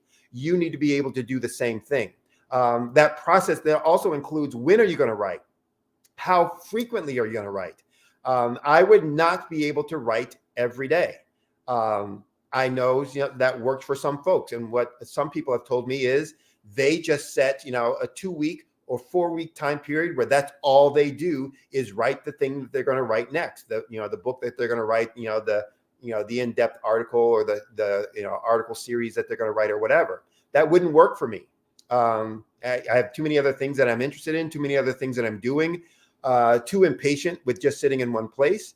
So I don't use that process, or I probably would never get anything, done. And so I go at it, little bits at a time, but I organize when those times are going to be. So I set, weeks of the month that I'm going to write, or days within those weeks that I'm going to write, so that I'm consistently putting something down, getting something done along the way. You need to identify that for yourself as well. The other thing, the third area is accountability. And this, I wouldn't be writing these 2 books right now if I didn't create some set or a process of accountability for myself. And so what I did this time, knowing the issues I have with writing, every networking group that I was in, every business associate that I interact with, family and friends, I started telling about the fact that I was going to be writing these 2 books this year. So I'm on the hook. And you know what everybody does every time they talk to me? They ask, how are you doing on that book? Where are you on the book? And sometimes it's a little irritating, but it's always good for accountability, because I know that they're going to be asking me. And so I do something on it, as I'm scheduled, that the plan that I've set up for myself, I make sure I'm doing those things so that when people ask, at minimum, I can say, yes, I've done this, this, and this, and I've moved it along. So you need to create some sense or some process for accountability, so that that if you're not a writer. So again, for those who are writers, they're saying, I don't need any of that. For those who aren't a writer, you need to create some accountability system, so that you're staying on track, you're staying true to your outline, and you're staying on track for getting the project done at the time frame that you said you want it done or that you need it to be done. That accountability, again, can be people. It can be, some reward. It can, be internal, external. If you have a publisher or get a publisher, that publisher will become the accountability that will, push you to make sure you're getting those things into him or her at the time schedule that they set, so that, things move forward. But it's an important piece. The last thing I would say here, and I know Cheryl's going to come back on and ask some questions. So the last thing I would put in here is have a plan also. And in this plan, I'm not talking about a plan for the writing. I'm talking about a plan for the after. And this was some information or guidance I got for this book, because the previous book, I already had a plan. I knew what I was writing it for. It was going to go to my website. It was going to be hopefully a lead magnet where people would want to get the information free, read it, and then start contacting me about the work that I do. And so shameless plug, yes, you can go to my website. You can get that free book, and it will be information on growing your business. But for these next 2 books that are going to be more intimate in the information that it's providing. So yes, it's on business growth. Yes, it's on business success and personal success. So it's more about me in it. I needed to have a plan for what am I going to do with this after. And I was using this because, one, on the business side, I wanted to do more speaking engagements, so paid speaking engagements, and having books behind you, is going to make that easier to get those things scheduled. And then also having those things behind you gives you, additional revenues that you can sell, in your speaking engagements. But it's not as simple as just saying, I got the book, boom, now I'm going to get these speaking engagements. People started talking to me about all the things I would need to do after the book was written, after it was available, if that was what I wanted to do, if that was the outcome that I wanted to have. And so I had to start putting together that detailed plan of, okay, then here's what I'm going to need to do. Here are the people that I need to start talking to. Here's the things that, that I'm going to need to put into place. Here's the time that I'm going to have to set aside after the book comes out to do these other kinds of things. Here's how I'm going to have to incorporate that into my coaching, consulting, aspects and activities. So all of that, you're going to have to consider as well when you're looking at, all right, once I have the book done, what is it I'm going to do with it? How am I going to get, the things achieved and accomplished that I have for this book in mind? Is it going to be for sale? And if it's for sale, what's the price point? If that's the price point, what's the, kind of distribution plan? Is it, me selling it on the back of my truck, going out to corners? Is it, me doing talks and speaking engagements? Is it me trying to find bookstores that will sell it? Is it me trying to find a publisher that will actually publish it and distribute it for me? You need to have a plan for that. So all of those things that you thought were going to happen actually happen. Absent of that, you'll have a book that might be only handed out to your friends and relatives at the next year's family reunion. And I don't think that's why most of us are writing books or hoping that that's going to be the ending result of whatever book that we write. So those would be some initial suggestions that I would give to those who want to or plan to write a book, but who aren't necessarily writers or journalists, from someone who doesn't consider themselves to be a writer or a journalist, and what I had to do for my initial book and what I'm doing now for these two books that I'm looking to have out by the end of this year or through the course of this year. So I will say this as Cheryl's coming back on for the interview. If you want to get more information from me, feel free, one, to go to my website, which is solutionswithresults.com. Again, that's solutionswithresults.com. On that website, you can get free training and a free digital copy of my first book. And on there, you can also, there's a place for you or tab for you to ask me a question. So if you have a specific question about your business and how to grow your business, or about a book that you're wanting to write, and any other questions that you might have for me about how I wrote my book or what I'm doing for writing my books, feel free to contact me, reach me through that. You can also email me at Sidney, SIDNEY, W @solutionswithresults.com. So any one of those ways you can reach out, get a hold of me. Happy to talk to you. Happy to answer any questions that you might have.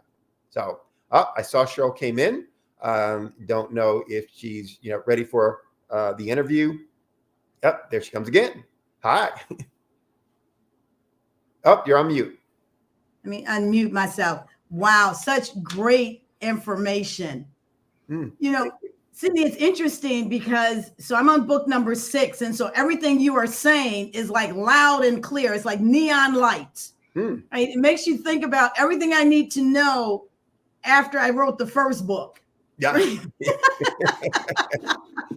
well, and again, my motivation, on the first book, was, what's the word? Primal.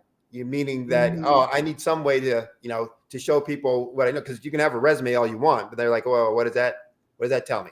It's words on a piece of paper versus, a book says, hey, this is what this person thinks and how they think and yada, yada, yada. But this other stuff about, now the publishing piece, et cetera, I had to get that from people like you who've done it before, who just said, these are all the things you got to think about. These are all the things you got to do. Oh, wow. I just thought you write a book and poof, there it is. It just Which is the typical response, right, from people Right. that write books. And it's so interesting you say that. And I want to talk about three things that you said. The first one is the why, because that's very important to understand, like, who is this book written for? Right? And I think sometimes, and I've spoken to authors, I've spoken to many, many authors, and it's like they have this book on their heart that has been resting. And they just can't get it to paper. And so what kind of advice do you have for that person? Because I see that as struggling with your why. Yeah.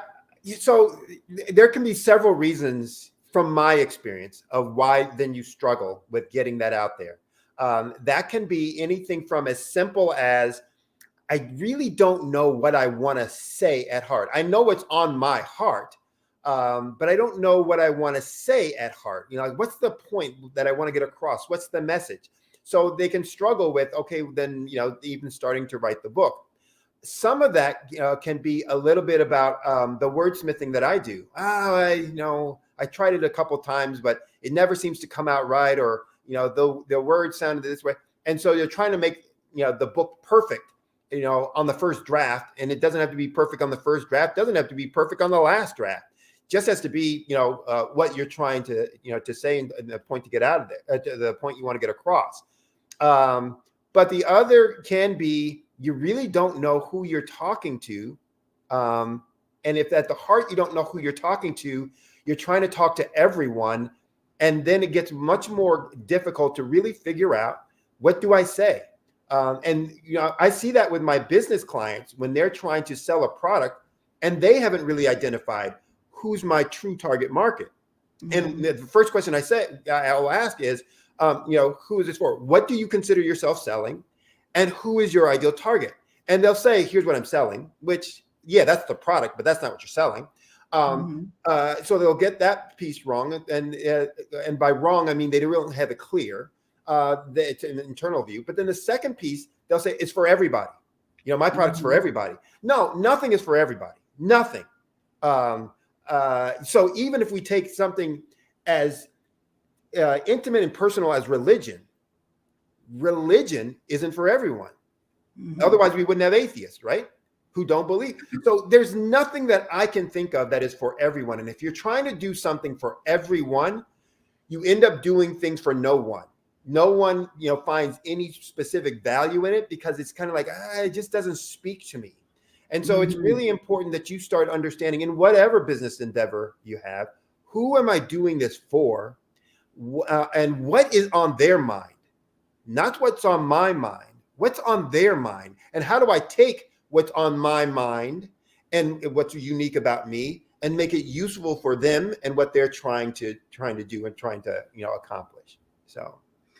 I think that's so important because you said, it doesn't speak to them. It doesn't speak to them. And I think that's such an important concept because we can have something that we are just passionate about. Right? It could be anything, I could be passionate about my pets. And I think everybody in the world loves my pets.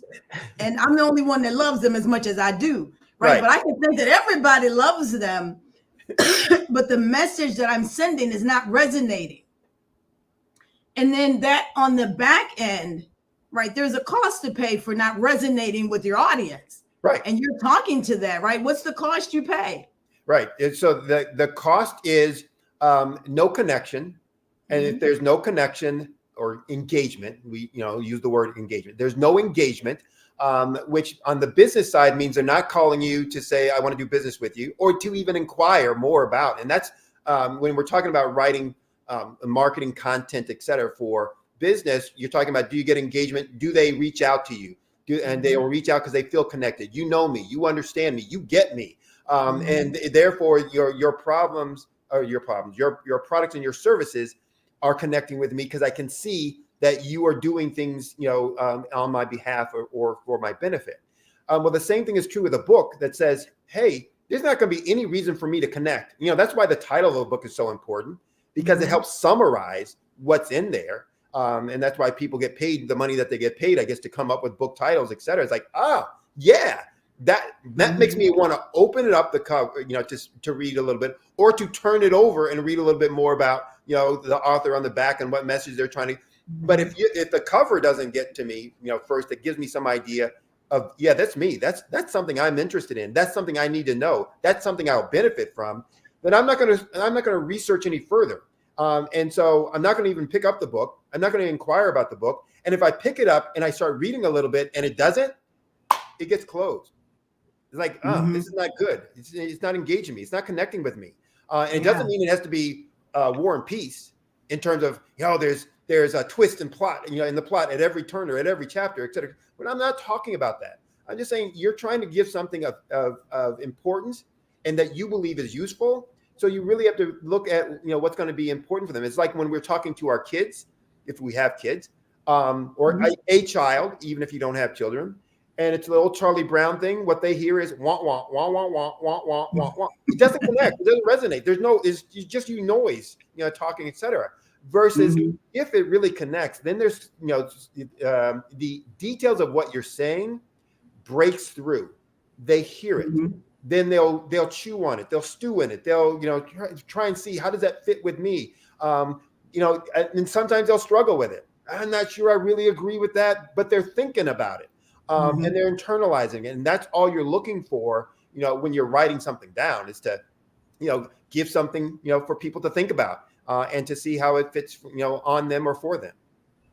Yeah, I look at it like kind of opening up the door. Right, you get this opportunity to open up the door, right? But nobody, if you have like those 3 curtains, right? If we were on, Wayne Brady's show and you got the 3 curtains, right? It's like, what makes me pick curtain number 2? Right. Well, it's the prelogue. It's like what they said about what could be behind there. That's right. That's right. And so the other thing that you talked about that I think fits right in with this is that what makes you unique. I've interviewed authors that they tell a story, but they don't tell their story. Right. Right. So it is important in anything that you do that you comes out. And often we don't let the uniqueness of us come out because we're afraid of offending so that everybody doesn't like us, right? So we're still trying to sell to the everybody.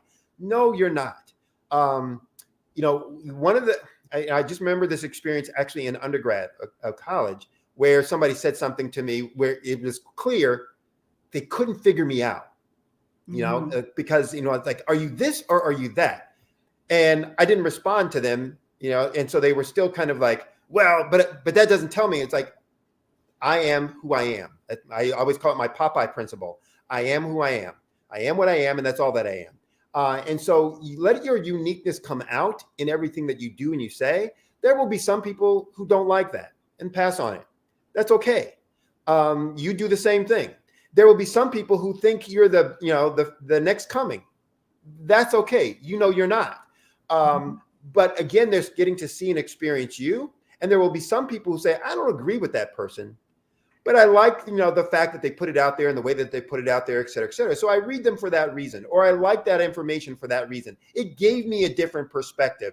I don't subscribe to that perspective, but I see and understand that other perspective. But at least what it allows you to do is to connect with those who are like-minded in an authentic way, that you can be then consistent in everything that you say and everything that you do going forward. And there will be those people, and we know this from music, right? There are people who are musicians, artists, that sight unseen, they drop something, we buy it, right? Because we know, look, I'm going to connect with that.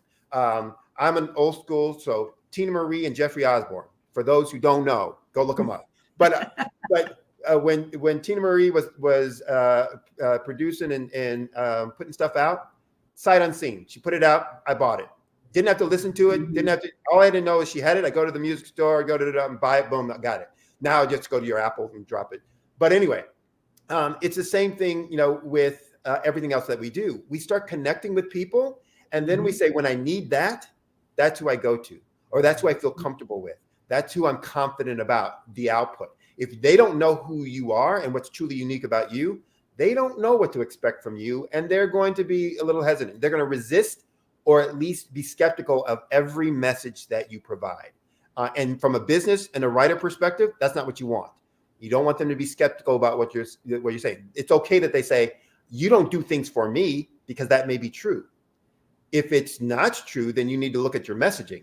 And if it is true, you have to say, is that okay? Yeah, I'm okay. That I don't do that for you. And so I think that's why it's so important, in the long run. I think that element of uniqueness also builds trust. I think that's, what you're talking about. And the thing about trust, and someone else said this to me, is that trust could be lost in buckets, but it gets regained in drops. Yes. Or lost in a moment and built over, a century or a decade or whatever. Yeah. The same thing. Absolutely. Yeah. Because I think when you're being the expert, right? And you use a book similar to how I use my book in my business. Right? And I like the fact that you talked about what's the purpose, and we're still going to get through the other points to this 4-step thought process of getting your book in places. But the other thing is, when we have the opportunity of identifying what is the purpose of this book, and I put it into 2 simple categories because I like simplicity. This is either a heart book where, I just want to touch people's hearts. I don't really care how much money it makes. I just want to get it out there because it transformed my life. Or it's a food book. I'm using this book to eat. Right? This book is going to help my business grow. This book is going to be the piece where they go, I know what they do because of what they wrote. Right. And so you have to make that distinction. Is this a heart book or a food book? And I think in doing that, it kind of sets up the rest of your plan. Right. And I think that's why that why factor that you brought up is so important. And we hear about it so much in business. Yes. But I always say authoring is a business. Absolutely. Authoring is a business. Right. Right. And and here's the thing. And that I like that food thing. I'm going to use it, but I'm going to make a twist on it. Go ahead. On the food piece is like, I'm using it to feed you and to feed me. The feed you is the knowledge, information, the advice, the counsel, whatever. But I'm using it to feed me too. Like you said, it's like, I got to make some money off of this because, this is part of the income plan that I have, et cetera, et cetera. But, in terms of, that planning process, so the same in business, when I'm working with my business clients, I tell them that every decision we make, that they make, I'm helping them make, in that decision about market dominating position, market differentiation, is going to determine every other decision you make in the business. It's going to determine your lead generation process. And who's coming in. It should inform your pricing structure, your product design or your service design, because it's saying, look, if that's your why, then you need to have a product that does this, A, B, and C. And it shouldn't do L, M, and N. And it's questionable about whether you should be doing X, Y, and Z. But it starts informing all of those other business decisions. And so if you're not clear about that why, then all those other decisions are kind of patch-mealed together. And it doesn't seem authentic. It doesn't seem seamless. It doesn't really resonate. It seems, incongruent, because it is. It's not consistent with everything else. And it makes people start to question, again, who are you? And that's part of that trust factor that you were talking about. Mm-hmm. Yeah. I think that's one of those areas where, as a new author, right. And I like the term that you said before, you can be an author and not be a writer. Yes.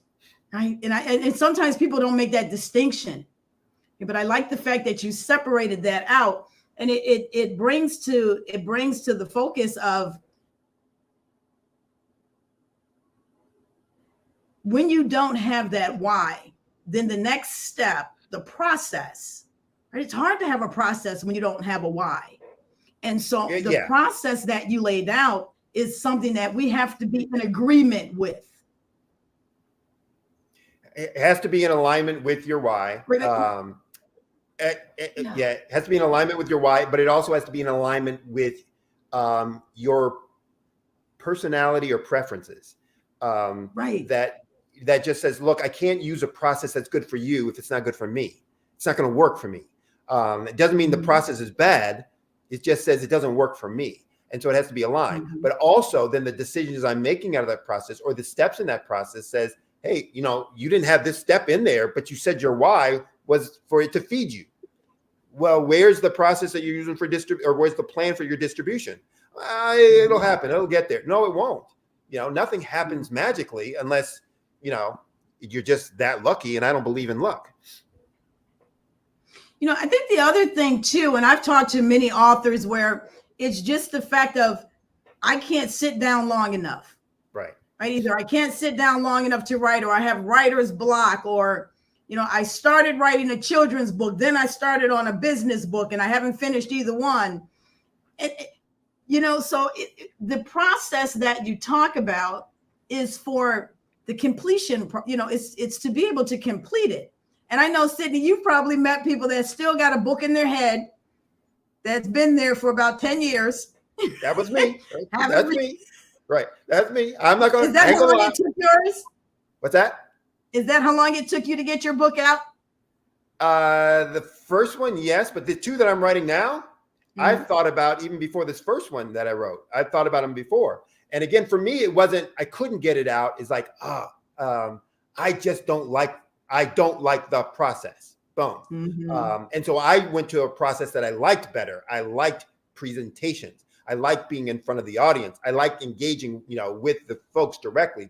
So I liked that avenue. And so I went that route because I could still talk about the same things, get the same messages out, et cetera. But there's limitations to that. And so I came back here because my why is a little bit different. I still want to say and have the same impact, but my why of how I'm going to use that and why I want to now write it versus just present it, you know, is different. And so, you know, writing becomes just a part of the plan. But you know, to your point, there are a lot of people, and there's a famous, well, I don't remember the person who said it, but there's a famous quote that I always talk about in terms of determination and dedication, et cetera. The quote goes, "Alas, I could have been a great writer, but the library chairs were too hard."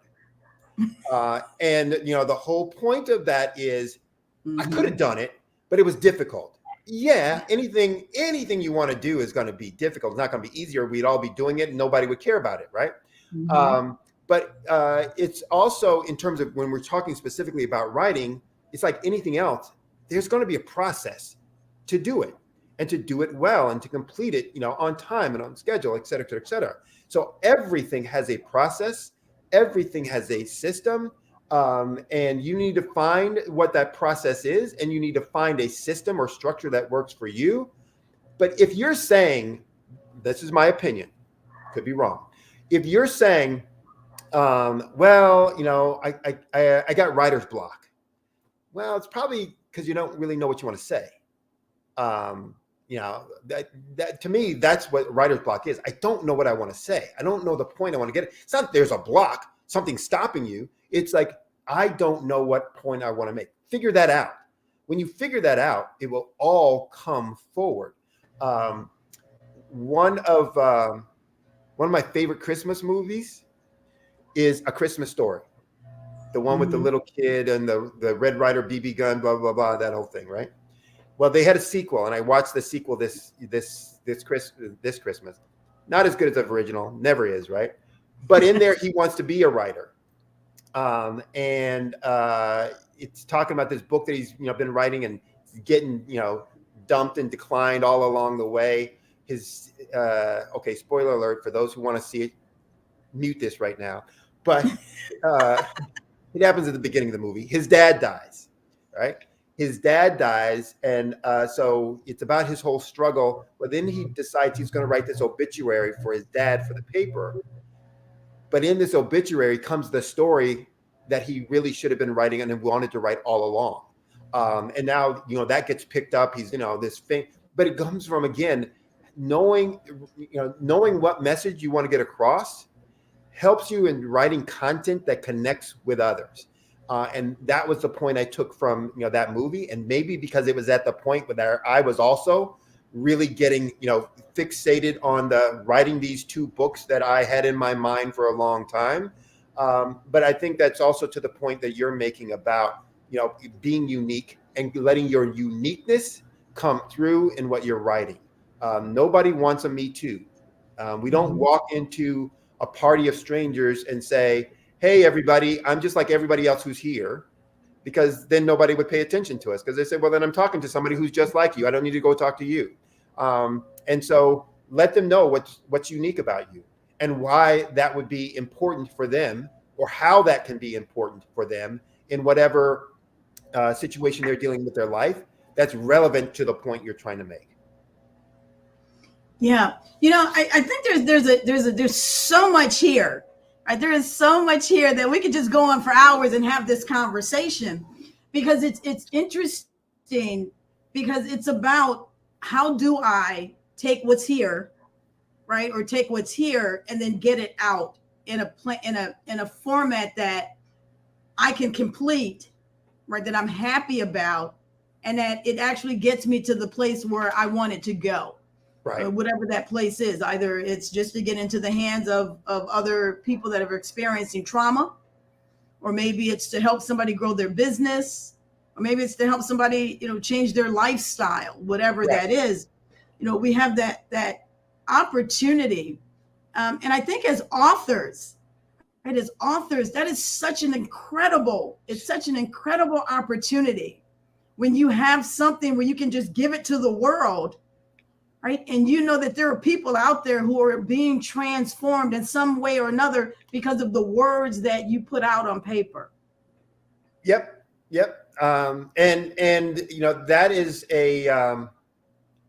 a warming feeling. It can be a scary thought. It's sometimes like, oh, who's going to take this what way, et cetera, et cetera.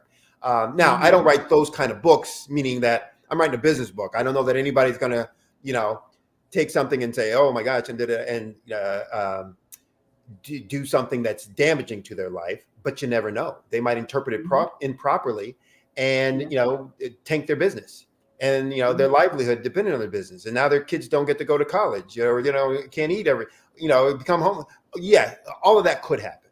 But, for the stuff that I'm writing, it's more about kind of self-help for me, but I still have to take the same time to consider, if this is what I want them to know about, this aspect of business, what points do I want to get across? But I also need to know I'm not writing about everything.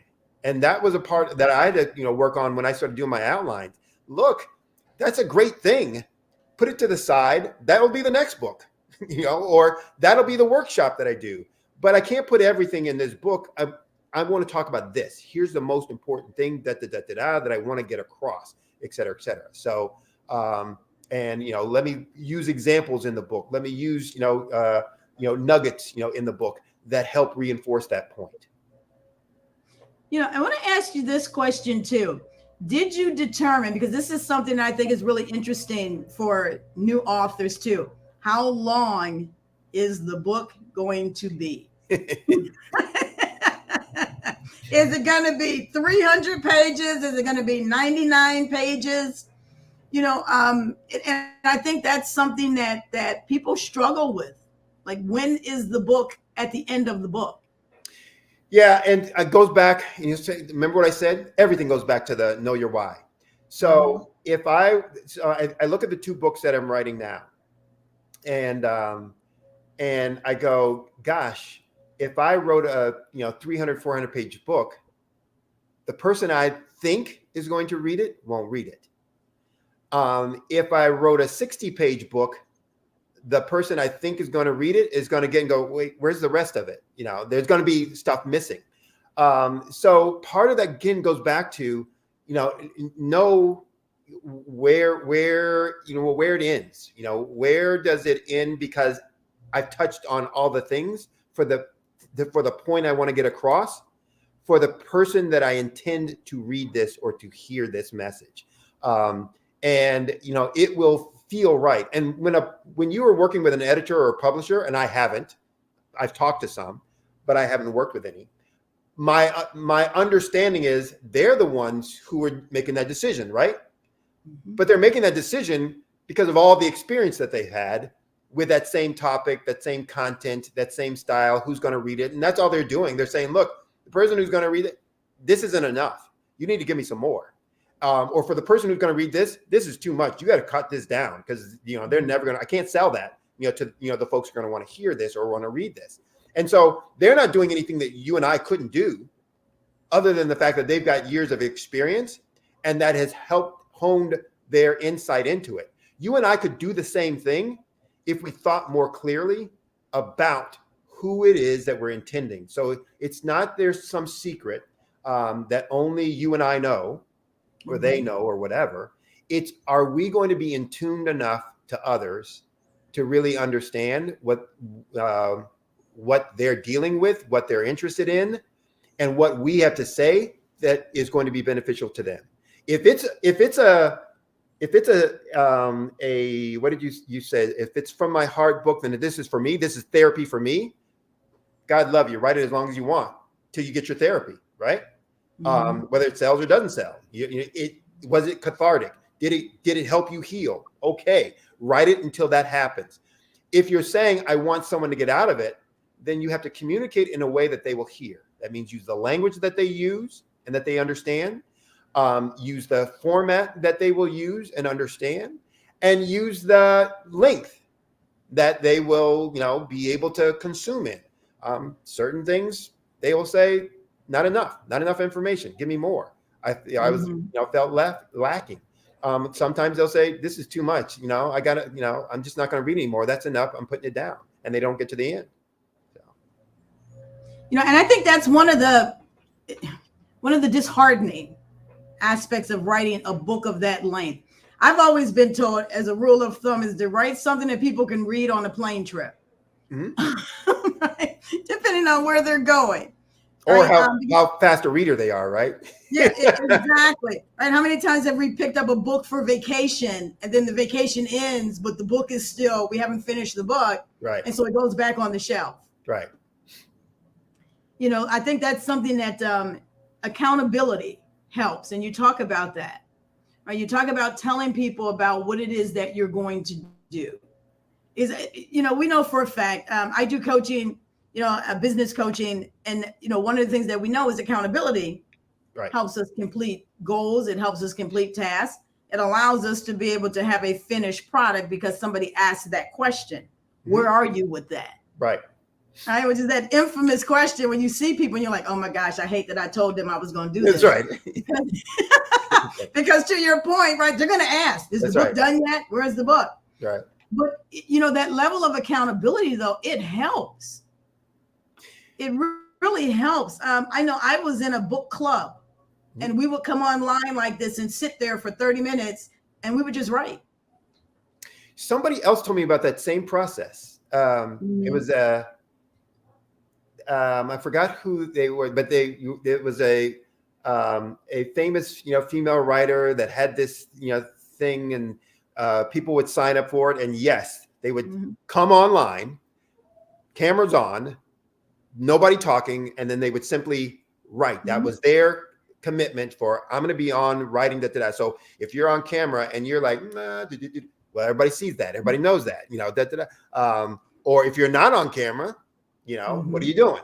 Or if you don't come to the session, hey, you're not following through. And I think they said on hers, because she was so famous, that, if you missed a session, poof, you were out. You couldn't come back again. And it's like, but again, it's the part of saying you need a way. It's like anything else. We need a way to keep ourselves honest and true because, from my spiritual background, the devil's a liar, right? There will be someone always telling you, oh, you don't need to do that. Oh, that's not necessary. You can take 1 week off. You don't have to. There will always be things that will be gnawing at you to keep you from doing the thing that you committed to doing. If you are a strong-willed person, that's fine. Boom, you become yourself. Your accountability system.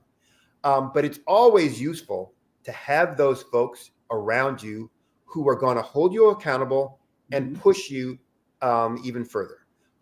Because there may be that time where you're like, you know what, I said I was going to finish by March 1st. So this is good enough because March 1st is coming up. So it's good enough. And there will be that person who says, this is it. This is all you got. This is some stuff lacking. You said you're going to include all this other stuff. But I said I was going to finish by March. Yeah, but then finish by March 1st, but put all this other stuff because that was the commitment that you made. That was the thing that you. And so it's good for us to always have those people in our life or that process around us that helps drive that accountability. I don't care how good you are with kind of a self-policing that, oh yeah, I'm good. I'm determined. I'm this, and that's great. But we can always use that, that other person. And yes, when you walk into the room, you go, God, they're there. All right. Yes. I haven't done it. I've done this and one of it. But that's why you tell everybody. That's why you create the system to keep you, on course, on time, in line, about those accountabilities. Yeah, and I love the fact of having accountability partners, especially in a process like this, because it's so easy to get distracted.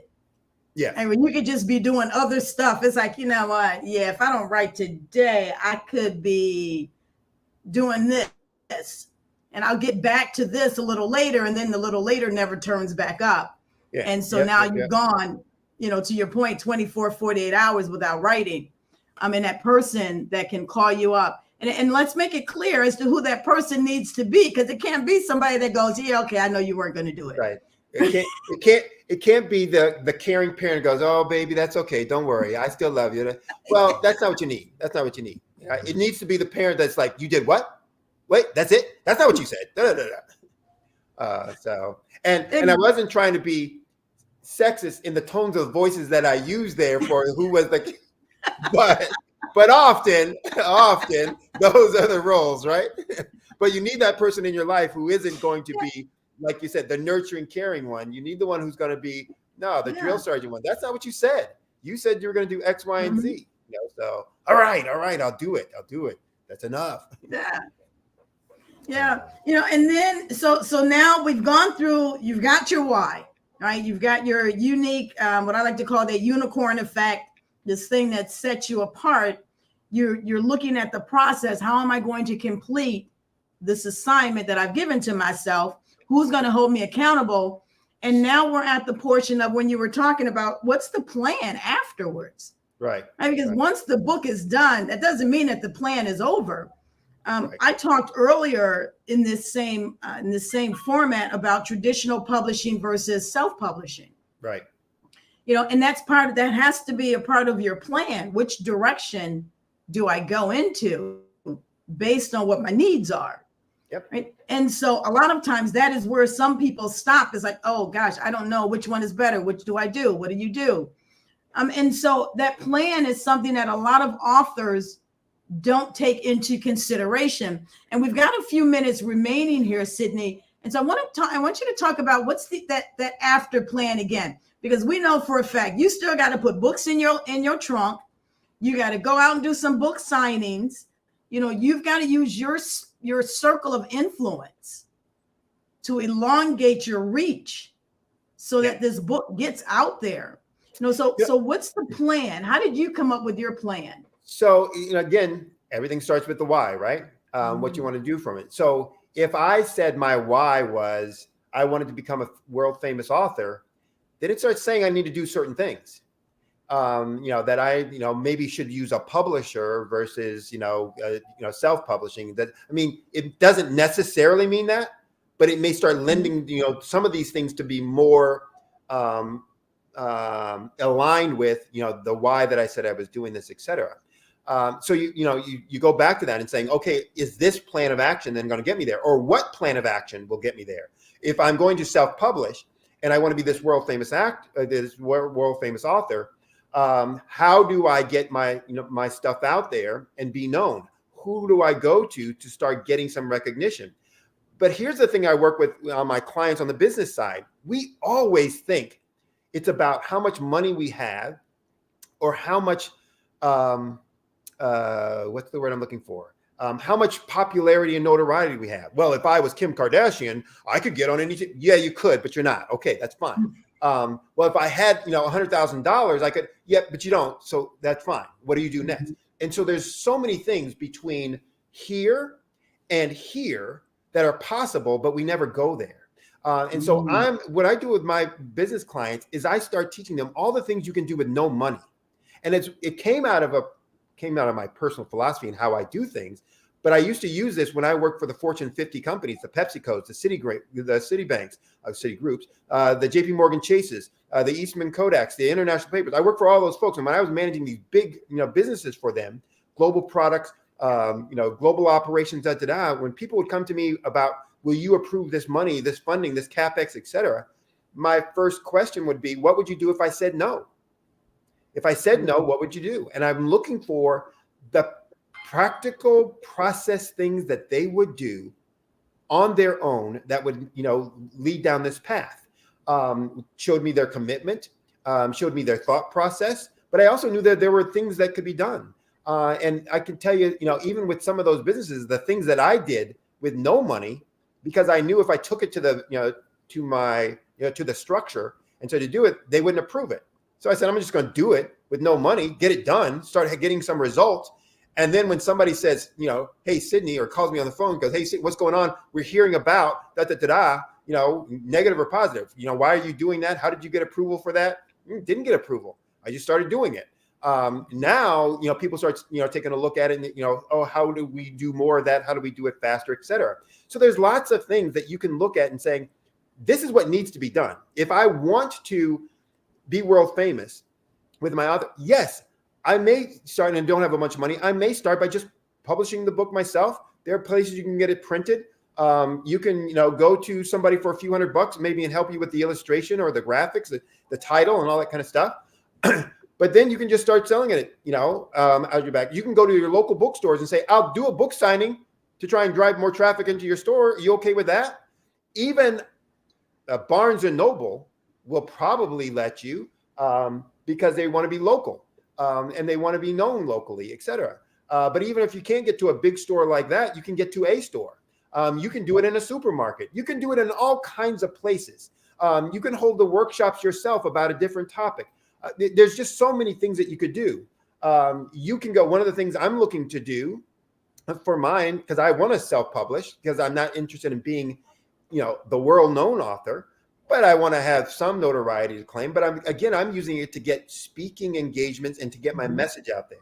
So, I'm going to do things like, go to my local TV station and just say, did you know, I'll write my own press release, blah, blah, blah. And, can you, would you like to do an article about me? I'm a local, author and I do this business, blah, blah. So there's all kinds of stuff that you can do that cost you no money.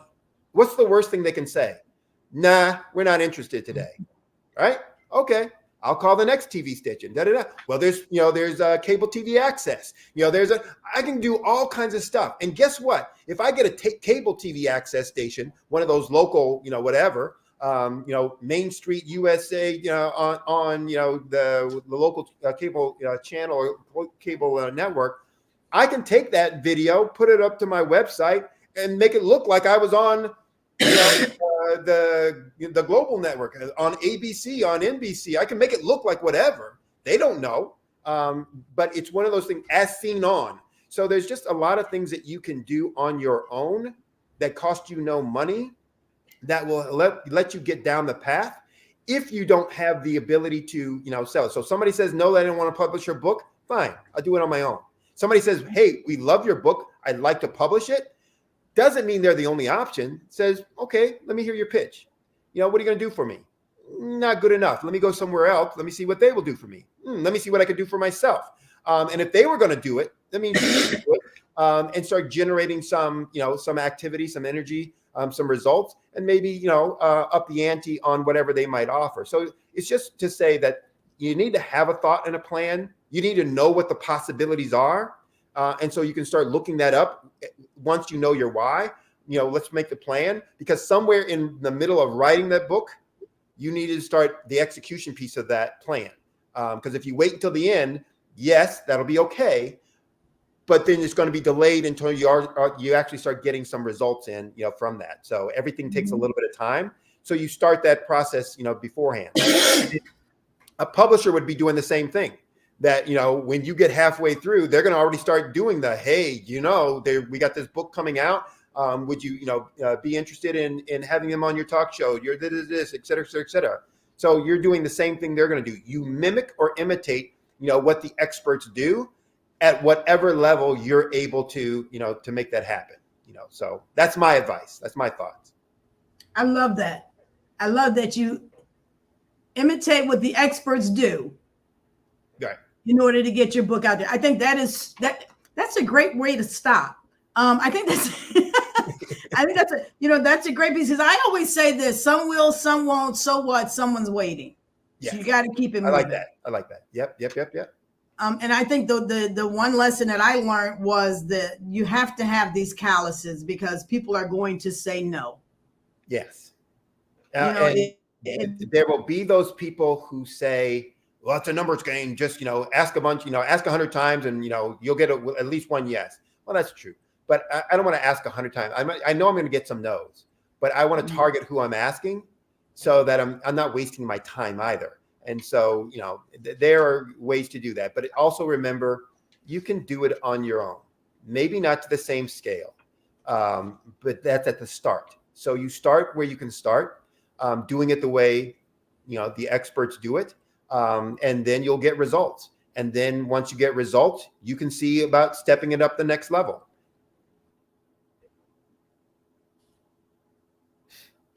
I love this. So in the time that we have remaining, I want to go back, because you have 2 books that's coming out before the end of 2024. See, there's that accountability. I want to talk about your why for the book. There's that accountability piece, right? Yes. Did I say 20? Did I say 20? And now it's all over the world. That's right. The whole world knows. The whole world. Exactly. So, Sydney, what is the why for your book? The one's coming out. So there are 2 big whys. One is, I've been saying I was going to write it for a long time, and I avoided it by doing workshops. So this is part of a commitment to myself. I'm going to get it out there to see, how it helps and resonates with other folks. But the second why is a less personal and a more selfish. The topic is, the topics are personal, but the reason is more selfish in the sense that I want to do more paid speaking engagements. And so it is a support of that strategy of my business. So those are the 2 whys, for me as to why I'm doing that. Who I'm doing it for, the first one I'm doing it for are my target market for my work. It's those small, mid-sized business owners or entrepreneurs, or want to be entrepreneurs and business owners, who were trying to figure out, how do I do this? How do I make this happen? And my first book was more just, practical. Here's how your business grows. This one is going to be a little more intimate in terms of, here are some things that I've done in this area. And here's some examples of how that works. And here's the why you might want to do this, or include this piece, or align this part of you in this activity, et cetera. So there'll be a little more personal stuff in it, but it's still going to be about, how do you grow your business? And then the second one is about, I don't want to give away the whole content yet, but it's about some lessons that I learned for success in business and success in life, that are pretty basic and fundamental. So both books work on the now I don't want to say that either, because I'm going to give away the titles too. So don't give away all the stuff. Yeah, so both of them work on this concept that things are pretty basic. Things are pretty simple. And here are some things I've learned through all my expertise, working for corporate, working as an entrepreneur, being a professor, that are core, key, central to everything, and they're not that complicated.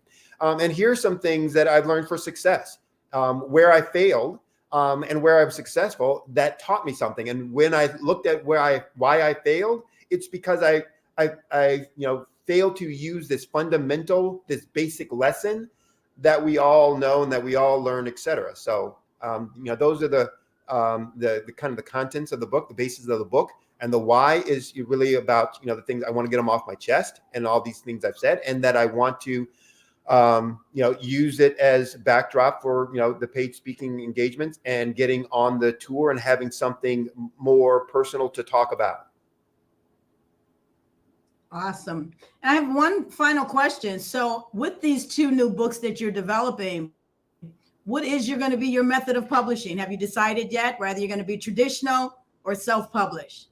Yeah, I'm going to go the self-publish initially, because I think it would, and that's about a time frame. I'm a make it happen kind of person. And my concern is if I go the publishing route, that it may take me more time finding the person or the publisher who's going to want to do this and, do it, et cetera, et cetera, et cetera. So I'm going to go the self-publishing, and be willing to, switch streams if it's, starts picking up steam. But I don't need it to sell 1 million copies out the gate. It'd be nice if it did, but I don't need it, for what I want to do, ultimately, my why.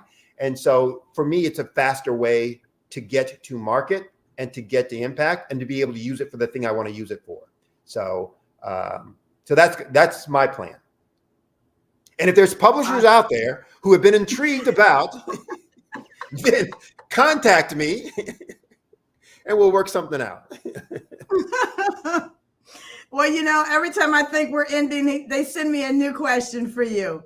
So I shared earlier that I talked about the pros and cons between traditional publishing and self-publishing. And so, just thinking about something that you stated, right, was that you wanted to have control of the timing. And I think that's a huge factor. Right. I remember doing a book that is traditional publishing. It's a compilation book. So we had 40 authors in it. And it took almost close to 3 years for the book to be released through that traditional publishing because of where it was on their calendar, right? What their intention was for the book, not our intention, but what their intention was for the book. And so it took, 1 to 2 years for the book to even be published. And I think, that's something that you have to think about because if you're doing it for business, you're probably on a time crunch because you've got like something coming out that's complementing, the book, or the book is complementing a program, a workshop, something that you're creating or developing for the business. And to have that self-control right over the time would deem to lean more towards self-publishing. So, very quickly, unless they send me another question, what would be your major difference between the two and why would you shift? And I know you've talked about this, about the purpose of your book as to whether or not you want to sell 1 million and go traditional, or you wanted to just be able to elevate and increase your speaking awareness, as to which one you would choose. What advice, as a final question here, what advice would you have for authors that are in that mindset of, I don't know which one to do? So I put things usually in 3 categories, or use kind of the concept of threes to, get points across, especially when I'm doing workshops. And so here I'd put them in the 3 C categories, 3 C's: cost, capability, and control. So when I'm looking at, do I do something myself or do I use somebody else for something? I look at those 3 things. Is the cost greater or less for me to do it versus them to do it? Internal versus that. So even when I'm working with businesses, hey, what's the cost of this? Is it cost for me to lower to outsource it or for me to do it? And I look at the whole cost, the full cost, not just what are they going to charge me? What's the cost of failure? What if they screw it up? What does that cost me? What does it cost in terms of time? What does it cost in terms of money and actual dollars? What does it cost me in terms of credibility? So I look at cost from all of that perspective. Boom. Then I look at, capability. Can I do this? Am I capable of doing this? And there are some things that I say I'm capable to a point. So I would never say that I'm capable of doing what somebody at the same level of what somebody does each and every day, at the same level of expertise that they would do it from the day one. But I look and say, do I need that level of capability? Is that the level of capability I need? Or can I use something lower than that in capability? I'm not trying to match their full capability. Can I do it? Can I imitate them and get that same kind of outcome or a similar kind of outcome for what I need right now? So capability would be another criteria. What's their capability? What's your capability? For doing what it is that you ultimately need in an objective. And the last area, control. What is it that I lose or gain in control doing one format or the other? Do I gain more control over time? Do I lose more control over time? Do I lose control because I lose control over time because yes, I'm doing it myself, but I got 15 other things on my plate and it keeps getting pushed back. Or do I gain control over time because I have a deadline when I want to get out and they're making the decision and now it's out of my control of when that happens. So I typically look at those three things. And when I looked at those three things for this, for me in this, I said, you know what? Based on the cost of me doing it, based on the capability that I need, based on the control that I want, this makes more sense for me. And I can do it this way, and I can always switch streams. I can always, get into that. If I were doing this for a different reason, again, to be that world-renowned author, maybe I wouldn't do it that way. If I was doing this as my side hobby, not connected to the rest of my business, maybe I wouldn't do it this way. But, to all those, points, I'm doing this as connected with all of my other business activities, all the other things that I want to do. It has a purpose and alignment with that. And so I want more control and I want more alignment with it. And I don't think I need all of the capabilities, and cost wise, I can make that happen, pretty quick and simple and easy, without, maybe giving up, a lot of, revenues or percentages on the other side. But I'm also not looking for a ton of the revenues on the other side. So hopefully that answers it for you or for those. Yeah. Yeah. I think that's just a common question that people have. And it's everybody has a different reasoning, right, behind which one they select, which one they decide to choose. So before we part ways, how can we get in touch with you? What is it that we can do to get in touch with you, to get this book again? And if you can give us your website and all of that good contact information where we can get the freebie book and the resources. Okay.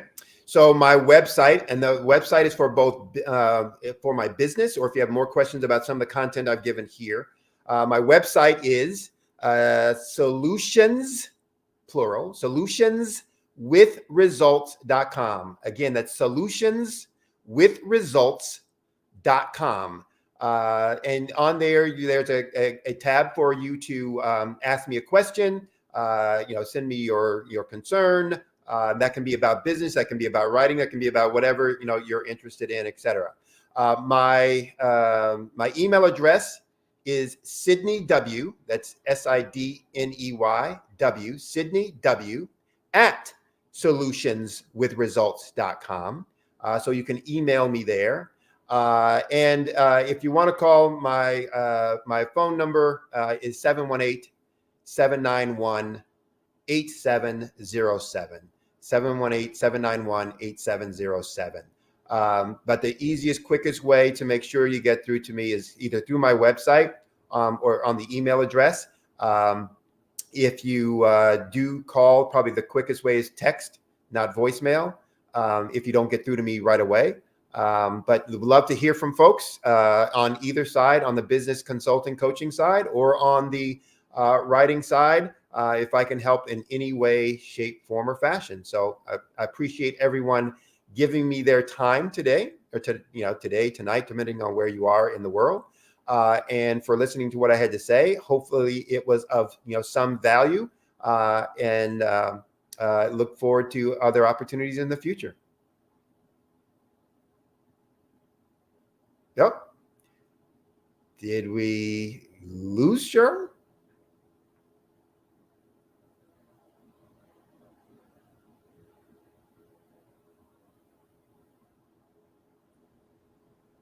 Oh, there you go. Yes.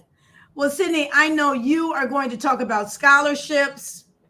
So genius is common, my friend, and I will see you on the other side. Okie dokie. All right. Thanks a lot, Cheryl. Enjoyed the questions.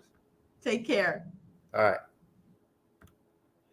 And yes, so again, I appreciate everybody listening to me here today.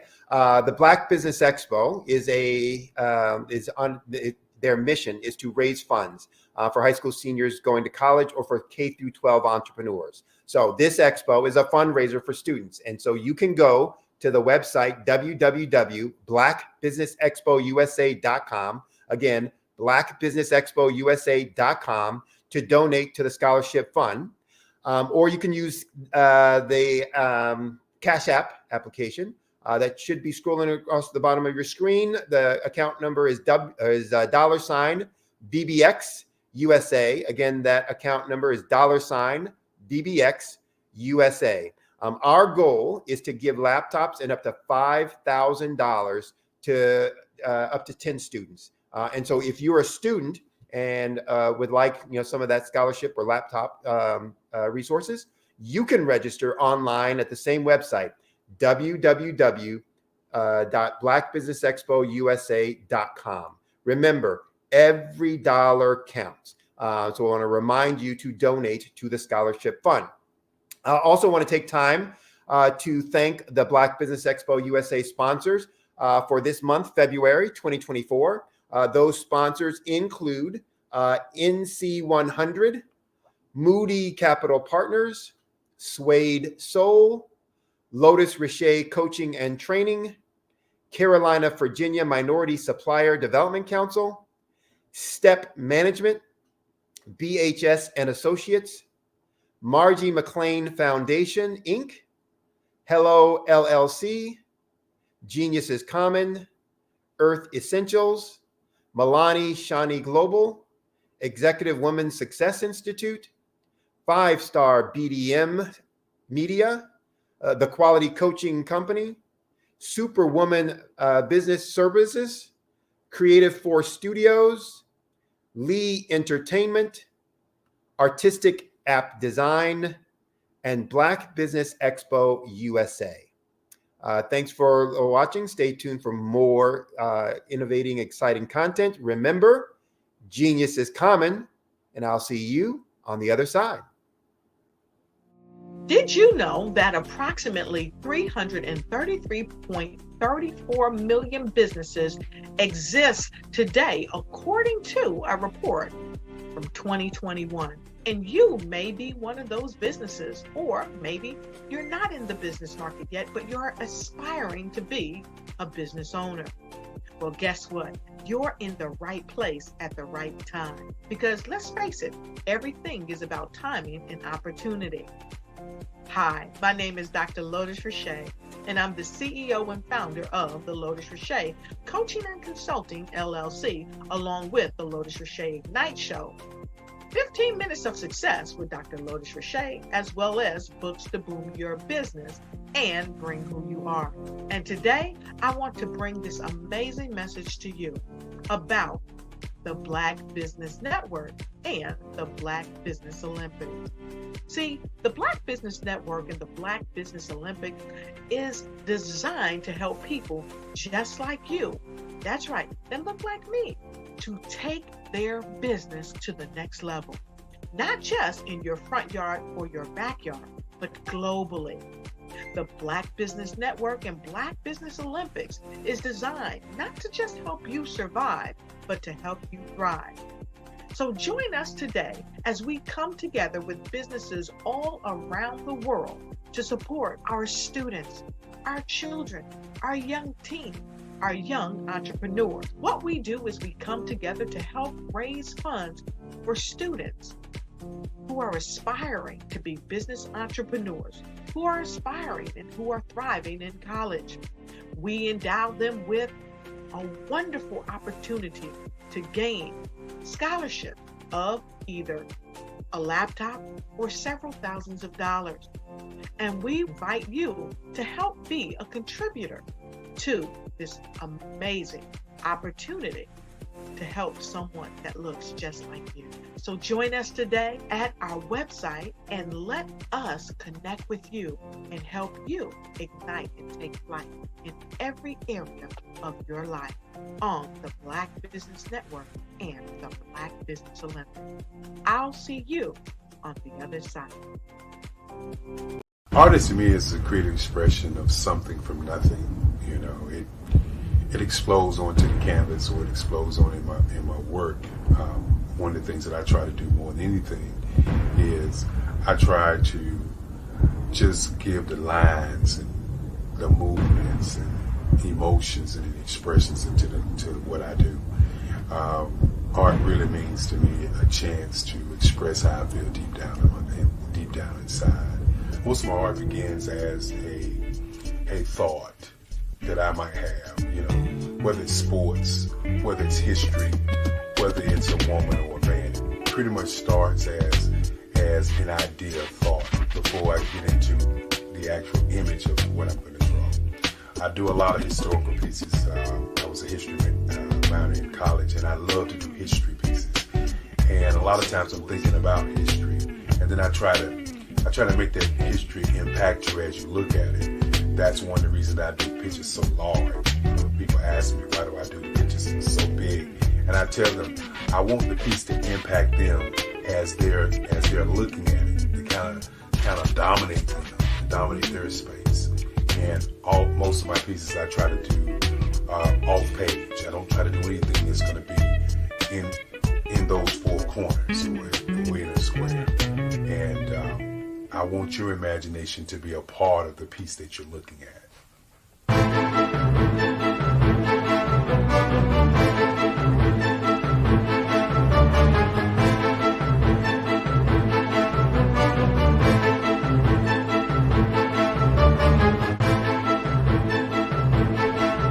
The way I feel when I'm drawing, when I'm creating something, is I feel free. I feel like there's an anticipation of something that's going to come. I try not to draw first. I try to draw second. And what I mean by that is I try to allow myself to kind of get into the piece and just relax. Sometimes I miss time. I'll draw 2-3 hours, sometimes 4 hours. And while I'm drawing, it's just a free. I just feel free. I mean, I feel like time stands still.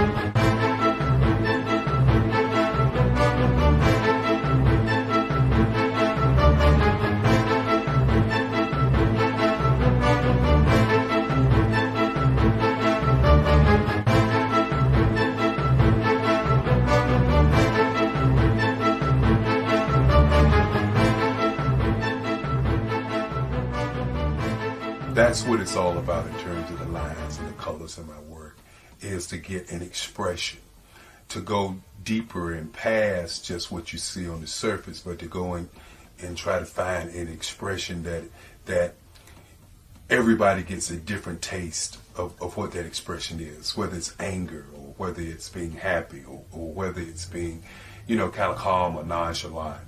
That expression that people take away from the piece is the most important part of what I do as an artist. Bold is the size of my pieces, where I try to do the piece larger than life, to kind of push forward toward you. That's what the boldness is all about. It's not so much about the lines, it's about the size.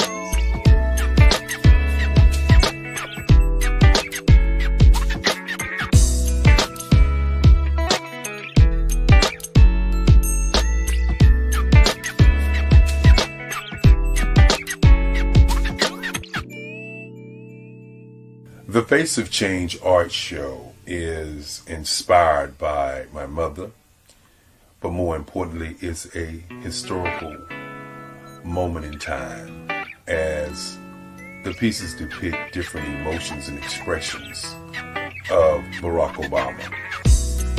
The 44th president is indicative of the 44 people pieces of art that I have done in this particular collection. When you begin to think about expressions and portraits, this is a portrait gallery of expressions of what transpired as Barack Obama ran for office. Some of the pictures are abstract and some are expressionistic.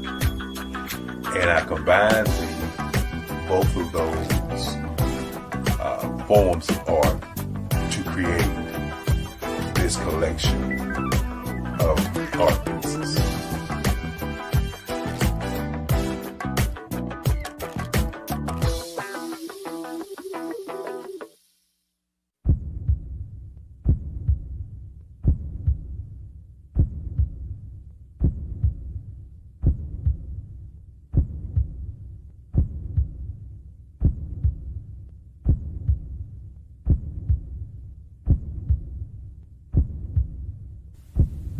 Overcomer,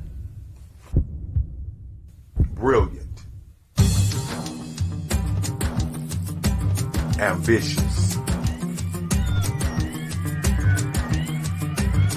motivated, awesome. Obama.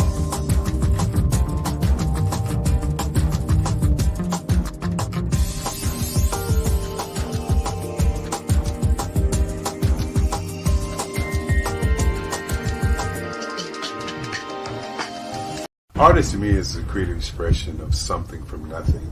You know, it explodes onto the canvas, or it explodes on in my work. One of the things that I try to do more than anything is I try to just give the lines and the movements and emotions and expressions into what I do. Art really means to me a chance to express how I feel deep down inside. Most of my art begins as a thought that I might have, you know, whether it's sports, whether it's history, whether it's a woman or a man. It pretty much starts as an idea of thought before I get into the actual image of what I'm going to draw. I do a lot of historical pieces. I was a history minor in college, and I love to do history pieces. And a lot of times I'm thinking about history, and then I try to make that history impact you as you look at it. That's one of the reasons I do pictures so large. People ask me, why do I do the pictures so big? And I tell them, I want the piece to impact them as they're looking at it. To kind of dominate them, dominate their space. And most of my pieces I try to do off page. I don't try to do anything that's going to be in those four corners or in a square. And I want your imagination to be a part of the piece that you're looking at.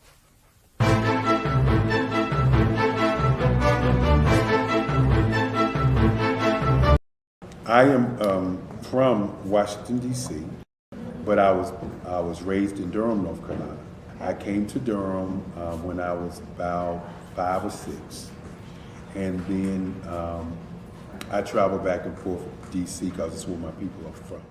One of the unique things about my family is my mother, she's also an artist. She does quilting, and she does a lot of artistic things. And then my son, he draws with both hands, his right hand and his left hand, like I do. So that's kind of a family trait. And then my other son, he's a videographer, and my daughter, she works, she's a regional vice president for Sunglasses. When you start out drawing and sketching, you want to continue to explore, you know, each avenue. I do pastels, I do pen and ink, I do painting, I do acrylics. I haven't done oils yet, but I try to do all facets of art. What I say to a lot of times to people is, you know, you can't put yourself in a box when you're an artist. You have to explore. And over the course of my life, I've tried to explore different mediums. I also do sculpture as well. I choose my subjects by the intensity that they have in their faces, or the intensity that somebody is moving, because I do more than portrait drawings. I also do I do abstract, and then I do figurative drawing also. what happened in this particular show is that I started out trying to come up with something that would be a little bit different than what everybody else is doing. So I was working on a Barack Obama show, and they wanted me to do some paintings of Barack. And so what I did was, because of the deadlines, I kind of did it kind of fast. And then I realized when I was doing it fast, I enjoyed it. And so then I started doing other pieces the same way, and I started to enjoy those pieces also. And so I came up with this particular style, and it's a style of lines and colors. And what's interesting is that when I was in college, I did a show called Lines, Colors, and I talked about the boldness of the blacks, the hotness of the whites, and this is how this has come about, later on in my life. And the colors comes from a lot of the entertainers that I work with, where they wear different colors. They don't wear, your plain reds or your whites. They wear different colors, and so that's also another piece of what's giving me the colors. The subtitle of this show is Faces That Speak Life. That's real critical. Faces that speak life. Each one of these pieces is a life source and a life energy that's being put on display for people that are looking at it. I always say in terms of my art, it's not important that I draw them. It's important what you get out of what I draw. I don't try to just draw it because you like it. People wanted me to do prints. I didn't do prints. People asked me to do different people, but the people that I choose are people that make a difference in the lives of people in the world. So the human landscape idea was, again, as I say, the lines represent your emotions, it represents your ideas, and it represents your journey as a human being. And that's why you get the different pieces and the different looks. And as you notice, I try not to do one look that looks alike another look. And that's what's the most important part of this show. What if you could build your own city? A place where every child can find nurturing people to help them achieve their full potential. A place where every adult can access job training support. Where health education is abundant. Where social justice ruled the land. A place without limitations. Welcome. You have arrived at STEM City, USA. It is what every city should be.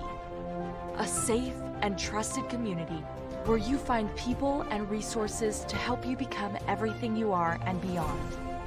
STEM City is unlike anything you have ever experienced. It is a digital twin of the world around you, only better. STEM City is about energy and soul renewal. It is more than a digital world. You can almost feel the power of live cultural events, music, and theater. STEM City promises a better future for children with caring mentors and hands-on activities with dedicated tutors to support our youth. STEM City is your passport to a healthy lifestyle with weekly events addressing our community's many issues. STEM City is your financial well-being with helpful information on wealth management, career advancement, job training, and so much more. STEM City is the community you deserve. It is the city where your dreams can come true. STEM City USA, a place in the sky that is accessible to all who reach for the stars.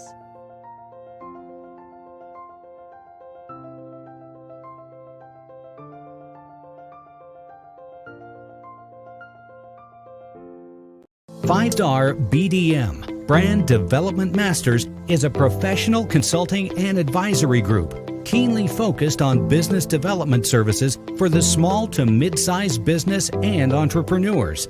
Although every business is unique, they often share business development challenges that can be addressed through smart branding. Services include process improvement and operations, digital strategy and transformation, business intelligence, digital marketing, and personal branding. Our business and personal branding company has helped a number of professionals and organizations to optimize and grow. This results in more business, more opportunities, better reach, positive outcomes. Visit www.5starbdm.com today to learn more. Hey everyone, it's Grant McGaw, CEO of 5-Star BDM and host of the award-winning Follow the Brand podcast and TV series, where I help you to build a 5-star brand that people will follow. My genius is personal brand development through intelligent communication and helping you achieve your business and career goals. I am a requested speaker on digital technology and brand development issues. I want to work with you to increase the value of your current opportunities while attracting new ones. Every one of you is unique, and we all share challenges that can be addressed through smart branding. As a super connector, I work with you as an executive coach to guide you along the complicated business and career development road, providing the enhancement tools and information you need to succeed.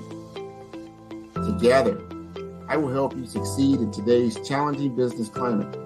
I will evaluate and measure your progress. Best of all, I am right alongside you every step of the way. Build the brand called you. Genius is coming.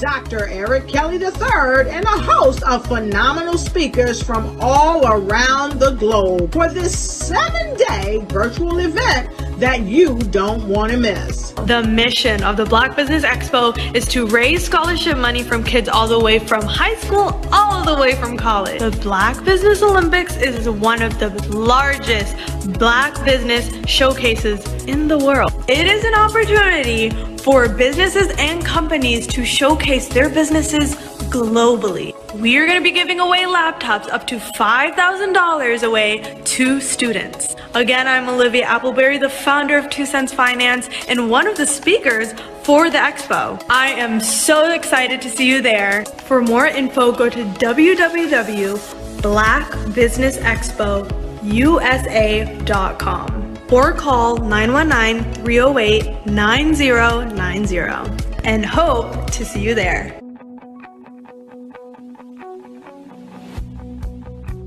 I am Black business. From the moment I wake until the time I sleep. Yes, I am Black business. I am Black business. Tell me, are you Black business? I am Black business. Do you support Black businesses? Listen, I support Black business because I am Black business. Black Business Expo, one of the largest business showcases in the history of Black business in the world. The world. Sign up today at www.blackbusinessexpousa.com or call 919-308-9090. I am Black business. I am Black business. From the moment I wake until the time I sleep, I am Black business. I am Black business. Are you Black business? I am Black business. Do you support Black businesses? I support Black business because I am Black business. Black Business Expo, one of the largest business showcases in the history of Black America in North Carolina. Sign up today at www.blackbusinessexpousa.com or call 919-380-9090. I am Black business. I am Black business. From the moment I wake until the time I sleep, I am Black business. I am Black business. Are you Black business? I am Black business. Do you support Black businesses? I support Black business because I am Black business. Black Business Expo, one of the largest business showcases in the history of Black America in North Carolina. Sign up today at www.blackbusinessexpousa.com or call 919-380-9090. I am Black business. I am Black business. From the moment I wake until the time I sleep, I am Black business. I am Black business. Are you Black business? I am Black business. Do you support Black business?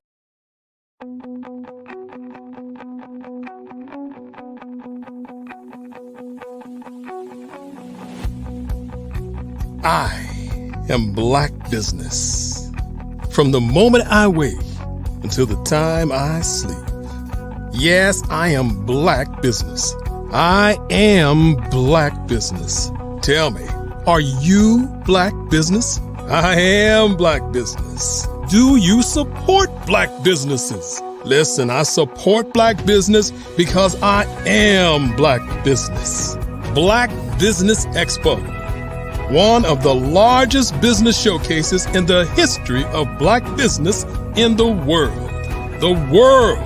Sign up today at www.blackbusinessexpousa.com or call 919-308-9090. I am Black business.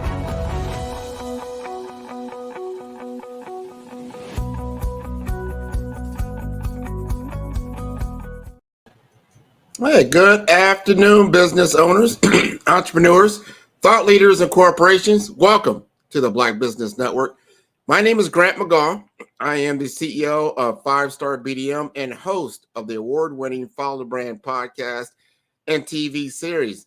And I am your business moderator for this afternoon on the Black Business Network.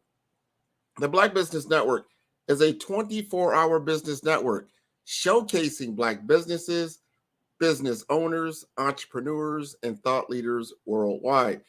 And we have speakers from North Carolina, London, Singapore, Africa, Japan, and cities all over the United States. The Black Business Network is a global community sharing its business knowledge to empower, inspire, and educate businesses about business. And I am going to talk to you around some of the literary works that I have done. This is Literary Week. We're talking about Black businesses that have also authored books, a lot of different individuals, entrepreneurs that have done books. And I myself have authored 6 ebooks. Actually, I think there's a total of 8 ebooks that are on Amazon Kindle. So if you would go ahead and type in to your computer Grant McGaw, that's MCGAUGH, Amazon Kindle, you'll see all my books will come up. There's a different book for different people, and depending on what you're looking for. I share a lot of knowledge around branding, marketing, and artificial intelligence and technology, and that how that can help you to promote your business and your career. If you look at the Follow the Brand podcast series, we talk a lot about business in a way of technology innovation and business development, career development, and also I'm just thinking backward here. I'm also thinking about financial empowerment, brand mastery, personal branding, and I know I'm yeah, can't forget that one. Executive presence. You've got to have executive presence when you are building your business, building your brand. Who is the face of your brand? Even if it's a personal brand or business brand, there's a face. And if you're not out there with your actual face, people will have a perception that creates the face for your business or your personal brand, your career, automatically, because people think in images. So what is the image that they have? So if you're not getting out in front of that and being intentional about your brand, so when they think of you, they see the face that you want them to see. In my case, I want them to see Grant McGaw. I want them to know who I am. I want them to be thinking, oh yeah, that's the Follow the Brand guy. I know that guy. He does these podcasts. He's on these TV series. He's really big on LinkedIn, and he does great work with a lot of different individuals, and he helps small business owners and entrepreneurs to become more successful by bringing his Fortune 500, 25 years of experience, over 40,000 hours of knowledge and wisdom and insight to his audience, to his community. So that's one of the keys to good branding in 2024, that you're not just putting together lists of email addresses that has all these different people in there, and then you just kind of shoot them messages about your business. No, what you're doing, what you're looking to do, how you want to create is create community, right? Community is more than just, hey, I've got a database of people I'm going to market to. Community is engagement. People are engaging with you. They're talking to you. And that's part of the Brave framework that I built my business on. What is the Brave? Well, Brave, a lot of people know what Brave is. You've got to be brave. You've got to have courage in the world of business.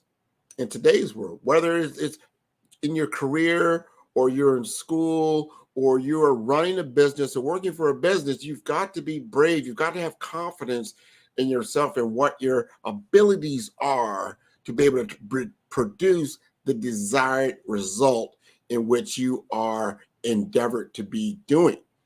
You have to be able to deliver on the result. So I have written books around the Brave Blueprint strategy, right? What is that? That is about being bold, right? That's about being resilient, right? That's about being adaptable, right? That's about being visible, okay? And having engagement, right? Pull all that together and you get brave. You can't you pull one letter out or, you know what, I'm going to skip over that. It doesn't spell brave. You're not going to be complete in your framework. So I have put this into a literary library of information that you can go to, very low cost. None of the books are over $5, right? And right now, if you go on my LinkedIn feed and you type in Grant McGaw and you type in scaling success, my latest ebook is now available for download for free. I made that available for people because I want you to become a master in branding and marketing your own business or your own self, to give you some insight. Now, after this week, I think today is Tuesday. Yeah. That's where we're at.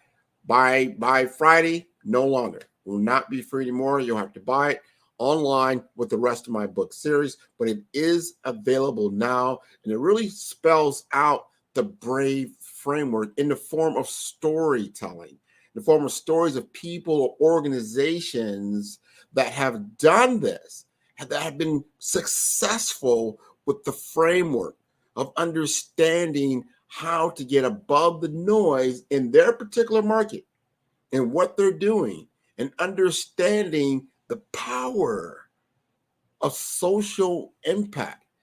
That you have something that you're offering from a product or service standpoint that actually does good, that has goodwill in the community, and you lead with that goodwill. And oh, by the way, here's some products and services that help to promote the goodwill that we're doing, right? When you start thinking about the Black Business Network and what it does to help our K through 12 students get access to technology, to get access to dollars through scholarships. So that is no longer a barrier in front of you. You don't want to have that financial barrier in front of you, or you don't have the access to the digital world, the digital economy that's out there. We want to go ahead and have impact in that world on the Black Business Network. So that's the social impact, right? It's part of that BRAVE framework that I embody, right? And that's important to have some kind of social impact to what you're doing. So people is like, hey, if I'm just going to just buy some clothes, I'm just going to buy some type of widget, or I'm going to buy this service, what is it actually about? Who's behind that? What is that all about? Because if they can't discern that, guess what happens? You become a commodity. Because I can get clothes anywhere, right? I can buy a t-shirt anywhere. I can buy ebook anywhere. I can buy, courses anywhere, or some kind of workshop. Why am I doing it with you? And it's got to be some kind of social connection. It's got to be an emotional drive behind what you're doing when you're building out your business. I put this out there so we can be empowered and inspired and have insights in today's business environment. How are you going to get above your competition? These are strategies and tactics that are best of breed in the small business section or sector, I would say. Small businesses make up probably 70% of the American economy. They are the backbone of the American economy, and small businesses are the backbone of economies in many countries across the world. So understanding how to communicate through messaging to these small little clusters of businesses and people. Usually they're no bigger than 10 to 20 people. But are you resonating with them? And not just shooting some information to them. You're resonating with, because they're in your particular niche of what you're doing, right? People resonate with me at 5-Star BDM because like, wow, this guy can help me with my career. I see what he's doing. He has the network. He has the connections. He's sharing wisdom. He's sharing knowledge. He could probably take that knowledge and wisdom and help me in my particular situation. I know he was just talking to a particular individual that was on my podcast that had the same background as I do. And that person became successful, and they were able to deploy different strategies and tactics and wherewithal to move forward. Remember, you got to be bold. You got to be resilient. You got to be adaptable. You got to be visible, and you have to be engaged in order to be successful. And that's Scaling Success. That's my latest book, Scaling Success, that you can now get for free. Again, if you go to LinkedIn, type in Grant McGaw, type in Scaling Success, you're going to see a 31-page ebook made for you to understand how to master today's business environment through branding and marketing. And that's available for you right now if you want to take on the responsibility of educating yourself further. These books are available for you to help you to grow and to be more successful, to take the time to unplug from things that do not promote your business. They do not help you to become more agile in what you want to do. You got to unplug from different types of media that's not aligned with your cause, right? So another thing that I do when in that BRAVE framework is I talk about, especially when you sign up for my coursework, you're going to be signing up and understanding brand identity. That's the first B we're going to go to. We're going to go from bold to now brand identity. And this is where a lot of people make a mistake. I've heard this so many times when I talk to people. Oh, yeah, I'm going to business, I'm starting my business. I got my business. I can't wait. I need to get me my website, my logo. I'm like, whoa, pump the brakes. Pump your brakes. Like, what are you talking about, Grant? I got to get my website, I got to get my logo. I'm going to be an online digital business. So, well, that's great. That's good. But that's not the starting point. And it's not the starting point. Because I want to ask you, what's your point of view? What do you mean, Grant? What is your point of view about the business that you're in? What is your point of view? What is the big problem that you're looking to solve with this business? He's like, oh, Grant, yeah. Small business owners need to be more visible. They need to be more engaged. They need to have a more vibrant brand. I'm like, all right, that's cool. Now you got some identity, some identity around that, right? All right. Let's talk about that point of view a little bit. What's your personal story around that? My personal story. What's your story around your point of view on the business problem that you're solving? My personal story. Yeah. Well, I've been in a career for a long time, been working for others a long time. And I found, because I was able to build an online presence on LinkedIn, and I used to share a lot of articles and a lot of insight, and I would talk to a lot of people, and they would see me doing different things with different organizations that highlighted the focus around healthcare and information technology, and they would then engage with me to get more information, to get more insight, to have more intelligence. Like, that's your personal story. That's the story that's out there. That's your story that you need to pull that together. It becomes your template. Because the next thing you need to do after you've got well-defined your point of view, and you've well-defined now your personal story, now you start thinking about the platform. See, a website and logo, that's platform. What is the platform?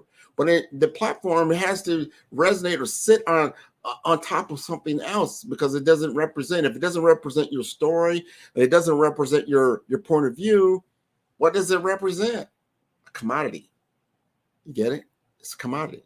And there's another key thing you need to do, because now we've gone from the bold and then the brand identity, right? Let's get into now that R aspect. That's research. Because if you don't do your research, you're not going to be resilient enough to withstand all the different business conditions that are happening, marketing trends that are happening all the time, people's opinion happening all the time, the court of public opinion about who you are and what you do.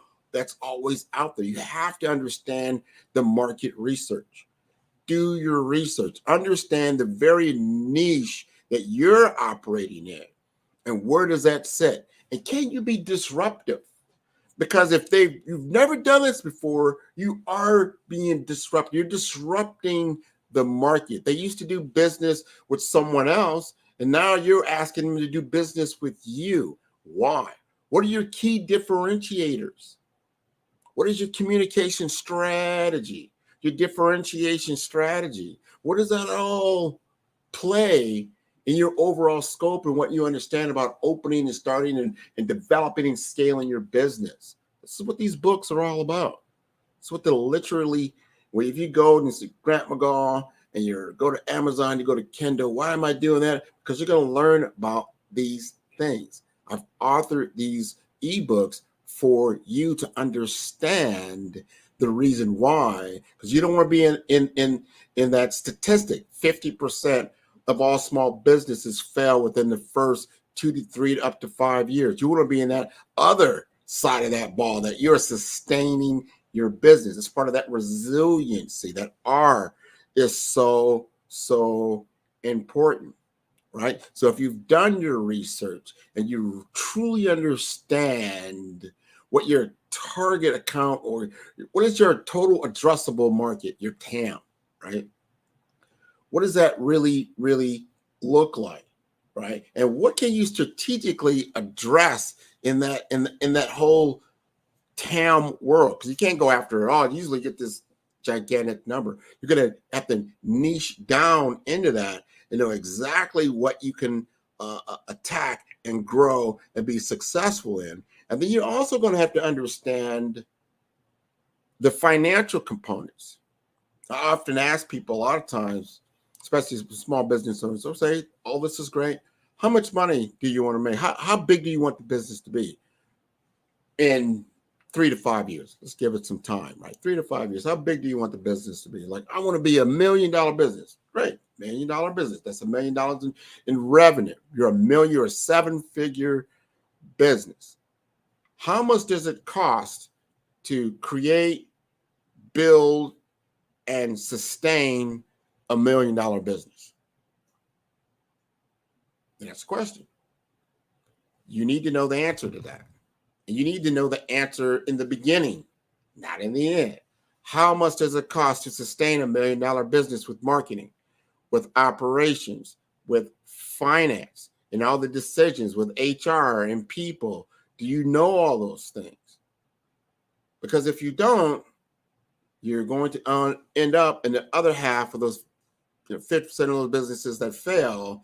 And these are the reasons why they're not prepared to be able to even scale and support $1 million business. We're not even talking about capital to gain capital, to get infusement of capital, to even grow to that level. You got to be able to understand it, have the mindset around it, right?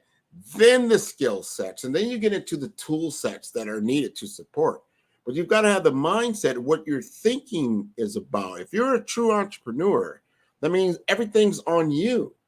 You have to know these things. And if you don't know these things, you have to know that you need to partner or consult or work with somebody who does. And then you need to understand the cost of doing business with those particular individuals and everything else that goes into cost of doing business. What does that look like? Or your COGS they call them, cost of goods sold. These big financial terms. I'm not telling you got to be a financial wizard of all these things, but you need to understand, you need to have some basic financial acumen when it comes to running even the smallest of businesses. So you have to understand your tax structure. You have to understand your obligations. You got to understand all the different fees that go into all these things. Like, wow, there's a lot that you need to learn, but it's good to learn it up front, because if you try to learn it on the back end, it's going to hit you in the face over and over and over again. And then you end up in that other half of the 50% that fall out of business because they just didn't understand. So again, you've got to know your identity. Then you've got to do your research. And then we start getting into the aesthetics of your brand, right? And this, when I was talking about aesthetics, it's before it becomes visible. That's the fourth step. It's the aesthetics. That's when you start to set it up. When no one sees, this is behind the scenes. You're setting everything up, because it has to reflect everything that I just talked about. It has to reflect your brand identity. It has to reflect the research that you've done to be able to hone in on your target audience. So important. I tell people all the time, if I had to tell myself this 4 or 5 years ago, I need to understand my audience and what my audience needs better than I understand my own service that I offer. If I understand my audience and I understand what they need, and I understand my product or service that fits, that's like, you know what, they need this, and it's tailored for them, it becomes a no-brainer, because my messaging, my communication, and my differentiation strategy goes hand in hand with everything that they need. So it becomes very simple when it's like, oh, wow, I see what he's talking about. Man, I need to look at my brand. How do I showing up on the digital platforms? What do I look like here? Is that the brand that I need to get to enable me to get to where I want to go? Whether it's a career or it's a business venture, you're still having to use the digital platform these days in order to traverse to get to where you want to go. It's a hand-in-hand world, in the hybrid world. I talk to people like this all the time. I said, well, you go for a business interview, aren't you showing up typically dressed for success? You say, well, yeah, I'm definitely going to go out there and put on my suit, my tie, or, if you're a woman, you got your dress, your purse, everything is nice, right? Well, when you're online, people are looking at you, the same people that might consider you for a career or consider you for business opportunities. And how are you showing up physically? What do you look like? And then what are you saying? Because if you look like and if you're not looking like you're ready for a career, you don't look like you're ready for business, you're just going to be passed by. How are you utilizing your opportunities to grow your brand presence through social media, through the internet, and a lot of other things? And are you doing it intentionally? And what does that look like? And have you done your research? Have you looked at your brand identity? How does that all work together? So when you start looking at that before you go and post something or put something out there, the aesthetics, have you even thought through all those things? What is this going to look like? What is this going to sound like? Is this inspirational? Is it empowerment? Does it speak for my brand? What is the social impact behind all that? Have you really thought through all those different things about who you are and what you are doing and what you represent? Because it's not so much, branding is about this. Somebody told me this a long time and it makes so much sense. It's not always how you think about yourself, it's how others think about you. That's the brand, right? Nike doesn't go around talking about, oh, here's my brand. Like, no, we know about the Nike brand. We know about the swoosh. We know about the Michael Jordan story. We want to be a part of that jump man experience, right? And that's why we tune in to Nike. Like, wow, not so much as just a tennis shoe. Yeah, it's a tennis shoe. It's a shoe, right? There's a lot of shoes out there. But not all these shoes have the Michael Jordan story. Not all these shoes have 6 championships behind it. They don't have this swoop. You want to be a part of that experience. Hey, I got my little piece of that experience, right? So when you start thinking about your brand, you start thinking about those things. What do you represent? What's the experience that someone else is going to want a part of? Like, I want to represent that. I like that. I like what he does. I like 5-star BDM. I like Follow the Brand on the podcast, the TV series, the different people that he has. They're highlighting. He's talking about important information. They're giving their knowledge, their insight. I want to represent that because I want other people to know about this because this is so important to me. That's a brand. That's a brand in the mind of my customer.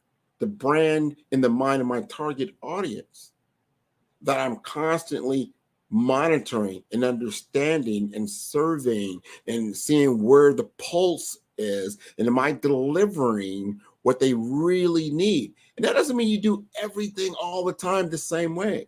You need to bring things that they know, hey, I know my audience, I know my people, and I know they need this, and I need to bring this to them. And that's why I have 6 books on Amazon. Grant McGaw. Type it in on your Google feed. Grant McGaw, Amazon Kindle. They're all going to come up.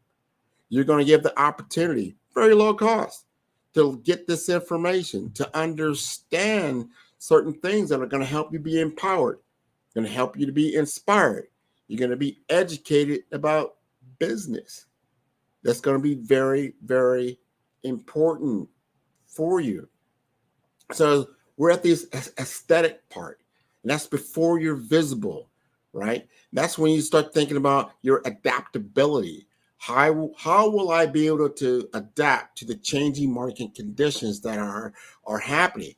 And as you start looking at your brand, you don't want it to be so rigid that it's inflexible, because you do this one thing, you might do it very, very well. But if anything, any part of that we call the supply chain changes, where do I sit? There's a lot going on right now. And I've written 2 to 3 books just on this, and that is artificial intelligence, how it's changing the game, how it's changing the game of business development, how it's changing the game of marketing, how it's changing the game of interaction, human interaction. And it's very, very important. You need to educate yourself about this. Whether you like technology or you don't, you are in this world in which you cannot escape it. It's everywhere. And you need to understand it and how it will impact you in what you're doing, whether it's in your career or it's in your business. What is the impact, the possibilities, or the probabilities of how artificial intelligence will change my world? People, oh, robots going to take my job. I would tell you this. I've been in technology for 25 years. If a robot can take your job, that tells me that you're very predictable, you're very automated, and you are very rigid in what you do. And there's no real thought process of change there. And if that fits you, that's when you say, wow, I really need to change that. I got to change that. Because if they bring in anything, if all you do is turn that widget, that's your job, yeah, that can be automated. That can be changed. And business people, even large corporations, they're in business to create profits and revenue. That's what they do. And if they find an opportunity like, hey, you know what, we have a work function within our business and our enterprise that can be automated, and I can drive out costs and increase profits, I think they might do that. Yeah. So we're moving rapidly into what they call almost industry 5.0, right? And that's the use of intelligent technology, cognitive awareness or cognitive intelligence in a machine world, right? So you got to start looking at, what do I do? How do I do it? And can I be replaced? Because one of the things I help people do with brand development strategies is to become irreplaceable. Become irreplaceable because you've showcased your leadership, you've showcased how you're different, and you've showcased how you are the key to how everything is happening. Think about this like in a sporting world. Everybody just watched the Super Bowl here recently. Think of if you took the Kansas City Chiefs quarterback, Patrick Mahomes, out of the equation. Are they as good as they would be if they just put the backup quarterback in? Probably not. You don't just replace somebody who won 3 Super Bowls, has been in the championship game like 6 times, and since he's actually started in as a quarterback in the NFL for the last 6 or 7 years and has got all these MVP trophies, he's indispensable. You got to look at yourself. How do I become indispensable in the product or service that I'm offering? That I am the go-to person in my niche, that nobody, I could go to, I know, it's like going to your favorite hairdresser or something like that. Like, hey, if you've been going to the same hairdresser for a while and they know they got you tight, and all of a sudden they were gone, and there's barbershop right around the corner. There's another, beauty shop up the street. Why don't you go there? Because they don't know you. They don't know how your style, how you do things. So that person becomes indispensable for you, especially if you got anything that's been curated or differentiated at how you do things. And most people socially are very unique. There are no 2 people exactly alike. They have uniqueness. Are you showcasing that uniqueness? Are you showcasing your uniqueness and how that uniqueness actually propels and helps someone else's uniqueness to become greater, to become better? Because if you are, that person now is dependent on you and what you do. And they want to be because you help them grow. Are you following me? You follow me, right? This is part of the Brave Brand Blueprint strategy. This is when you go from being your brand identity to your resilience and your research that you've done to now your aesthetics. Now you become invisible. You're starting to see things, as I just talked about, and I'm explaining things. Now you become invisible. Now you can effectively market. That's the point of marketing. You get to the V, the visibility. Marketing is about being visible, right? And all the different channels of marketing, whether it's in print, it's in media, it's in TV, it's in radio, it's on streaming services, it's on the mobile app, it's on the web app, it's on the tablet. It's all that's marketing. So people are like, oh, I gotta get my market. You don't even think about marketing till you get to that fourth step, the visibility of your brand. That's the visibility of your brand. Right? And there's steps. There's a whole lot of steps in there. A lot of people, they forego when they're coming up with their budget and how they're going to build to that $1 million business. What's your marketing budget? Anybody can do that. DIY, I'll do it myself. And then you will start to realize it's very expensive. And it's very necessary. That's not something you really want to cheap out on. No, you don't. I'm going to tell you this story. Small story, real quick story. I got a little time here. Little quick story. So a lot of people familiar with AT&T, right? So yeah, I know AT&T. I get a bill from them. Well, AT&T at one point was a monopoly. They owned all the telecommunication systems in the entire United States. Nobody could touch them. They were a monopoly. They were so big, the government had to come in and break them up. But they also sold telephone systems. These are what they call PBX systems, and big companies that have these big giant boxes, and that's how you picked up your operator phone, and you had to press 1, press 2, test 3, all that kind of stuff. That became AT&T, Lucent Technologies. Then there was Avaya. Became that division of all the hardware of the telephone equipment in the United States.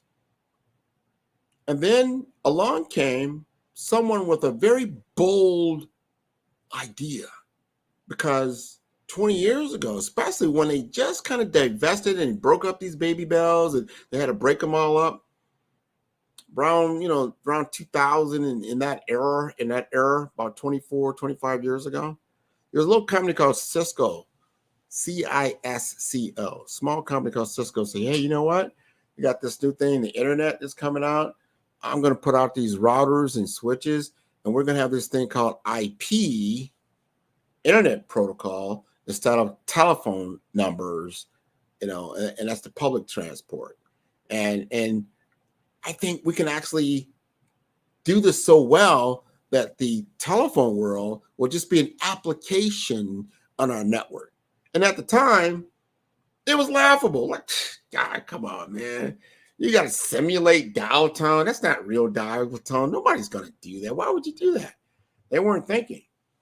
They weren't thinking at all. Because before, you had to talk to really the business owner. You talk to the office person, and they would buy the actual telephone system that would be placed in a business that everybody would use. Then all of a sudden, nobody had this other component usually in their business, especially small business. It's called the IT person. IT person. What do I need that person for?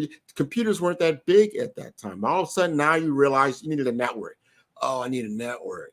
I already got a telephone system network. I need this other thing because we're starting to have websites, right? We have to do this. So kicking and screaming, they start bringing all this stuff in. And before you know it, the network, the data network, became bigger than the telephone network.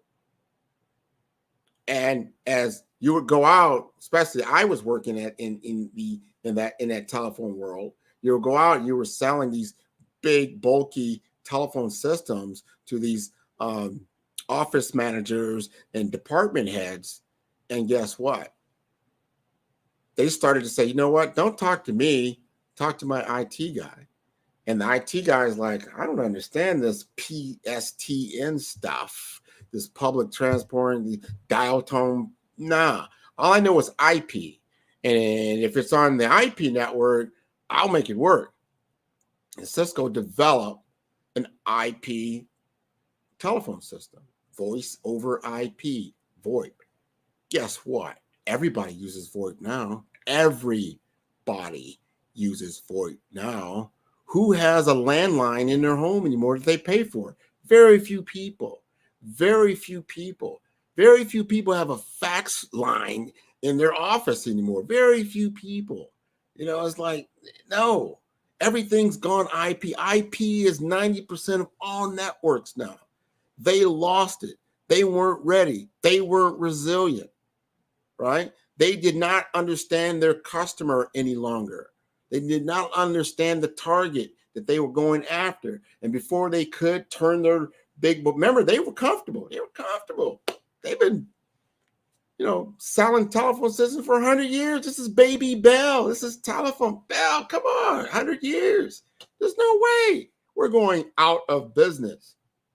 They filed for Chapter 13, I think about 10 years ago or something like that. They're still around, but they had to change with the times, and they're just a commodity now. They're no longer the big boy on the block anymore.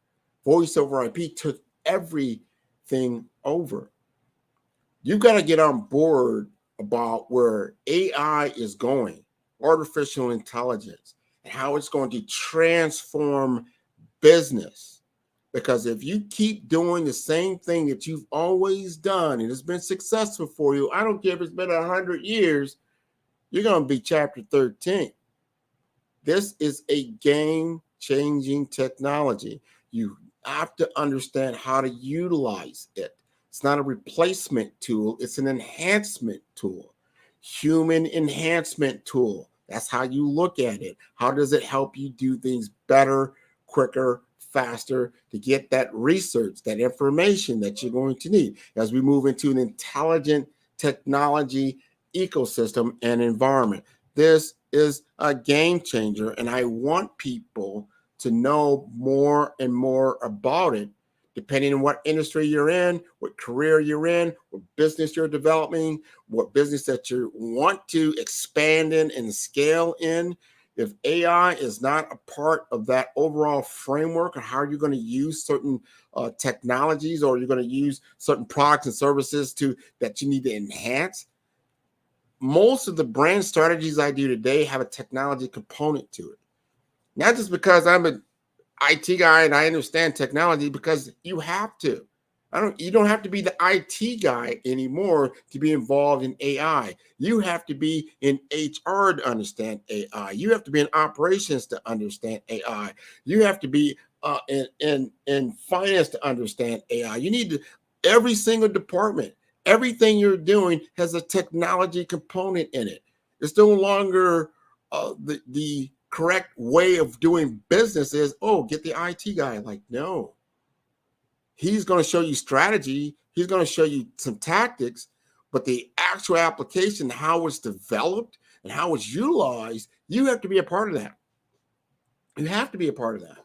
You have to understand it. So you know who to hire, who's the best consultant for you to come in and do the work that you need done, right? And you can't just like, because it's a canvas out there. And if you don't understand where this is going to be a big problem. So when you become visible in your market space, understand that you want to be viable and you want to be sustainable, and you need to be top of mind and at the top of the market, not at the bottom of the market as you move forward, right? And that's that V for visibility.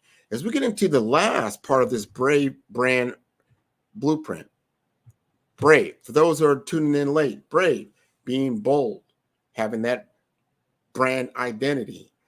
The R, doing your research, your market research, understanding your research. That's going to make you resilient. Resiliency is key, right?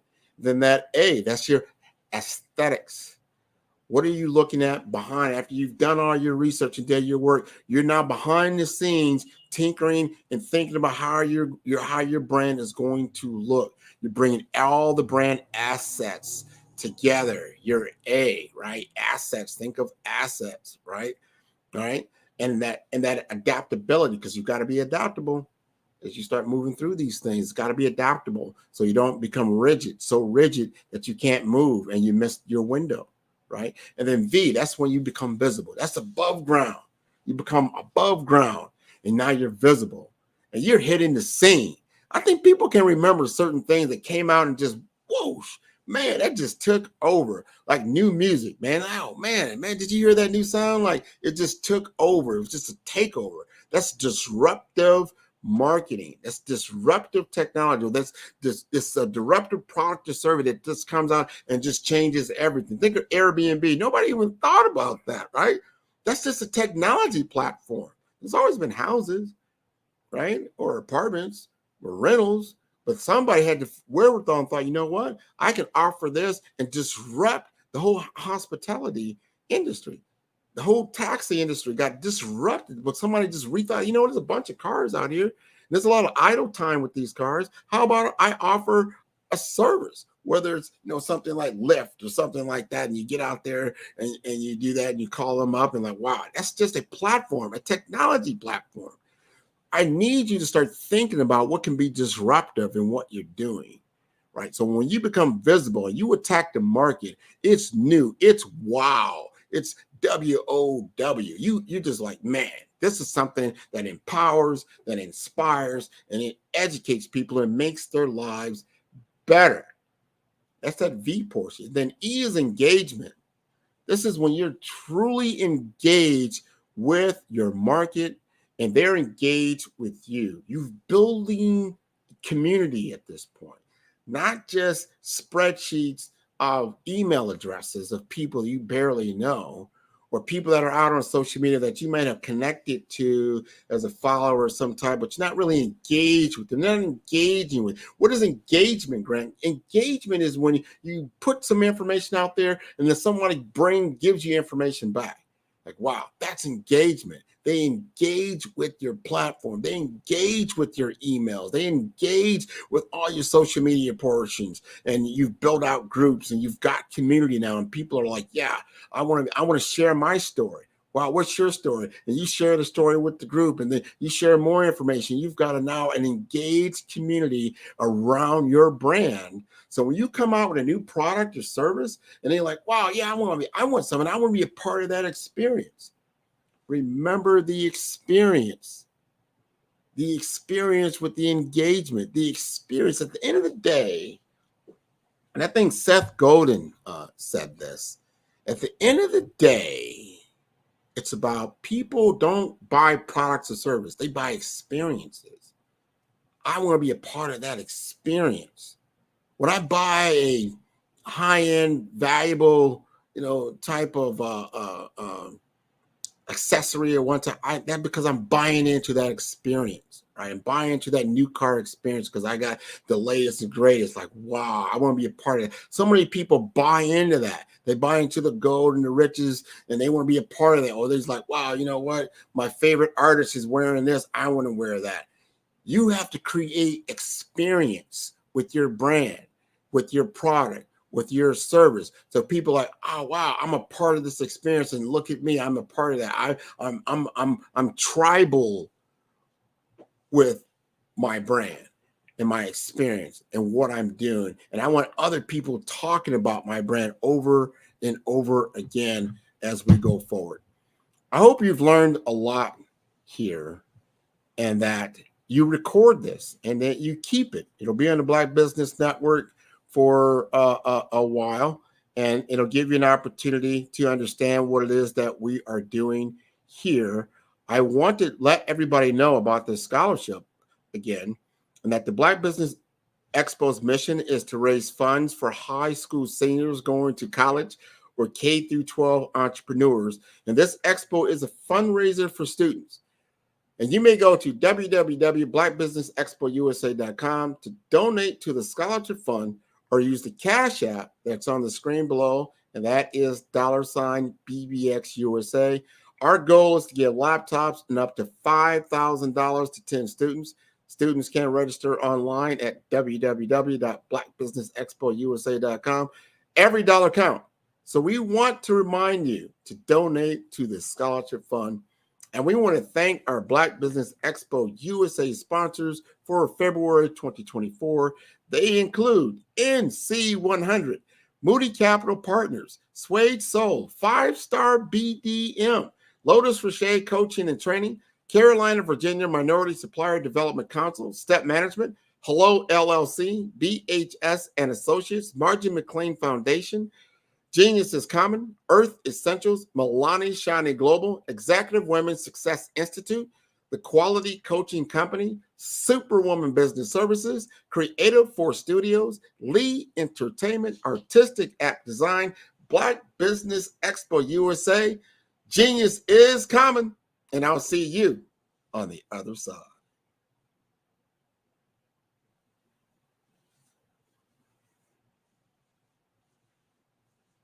Phenomenal Tanya T. Wise, who is here from the great state of Maryland. Tanya, welcome and thank you for being with us today. Can you indulge our audience a little bit and tell them just a little bit more about who you are and what it is that you do?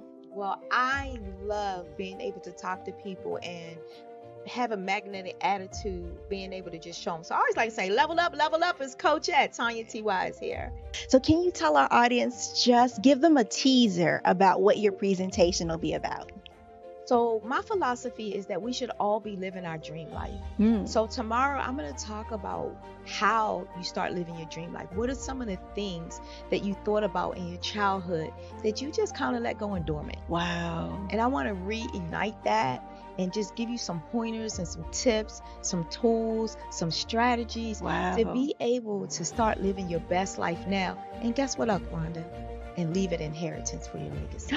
Oh my goodness. Okay, I know that's resonating with a lot of people. I've heard that you have a dynamic coaching program. Can you tell us a little bit more about that? Absolutely.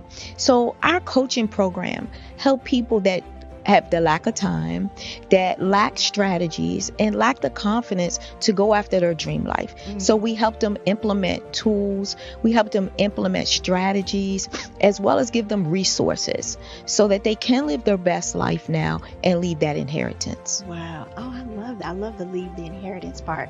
Listen, you are dropping some major nuggets, and I know a lot of what you're saying is resonating with a lot of people, but I think we're all curious. How did you even make this transition into the speaking and coaching arena? What's the story behind this? So I started out in finance, and I realized that a lot of people don't necessarily go after their dream life because of the lack of finances or the education behind finances. But it wasn't until I lost my firstborn, my only son, that life changed for me. And where I was going after it all, living the corporate life, hit my 6-figure income and living in my dream house with my dream man, driving my dream car. I nearly lost it all when I lost my son. And so I realized it only takes one financial catastrophe that can change your entire life. That's what made me start All New Beginnings. Because no matter what's going on in life, there's a new beginning. And because of that, we develop a program called Wise Minded. My little slogan is, don't just dream it, let's live it. If they want to connect with you or work with you, what is the best ways for them to be able to do that? Well, for my social media guru, you can connect with me on every single social media platform as Tanya T. Wise.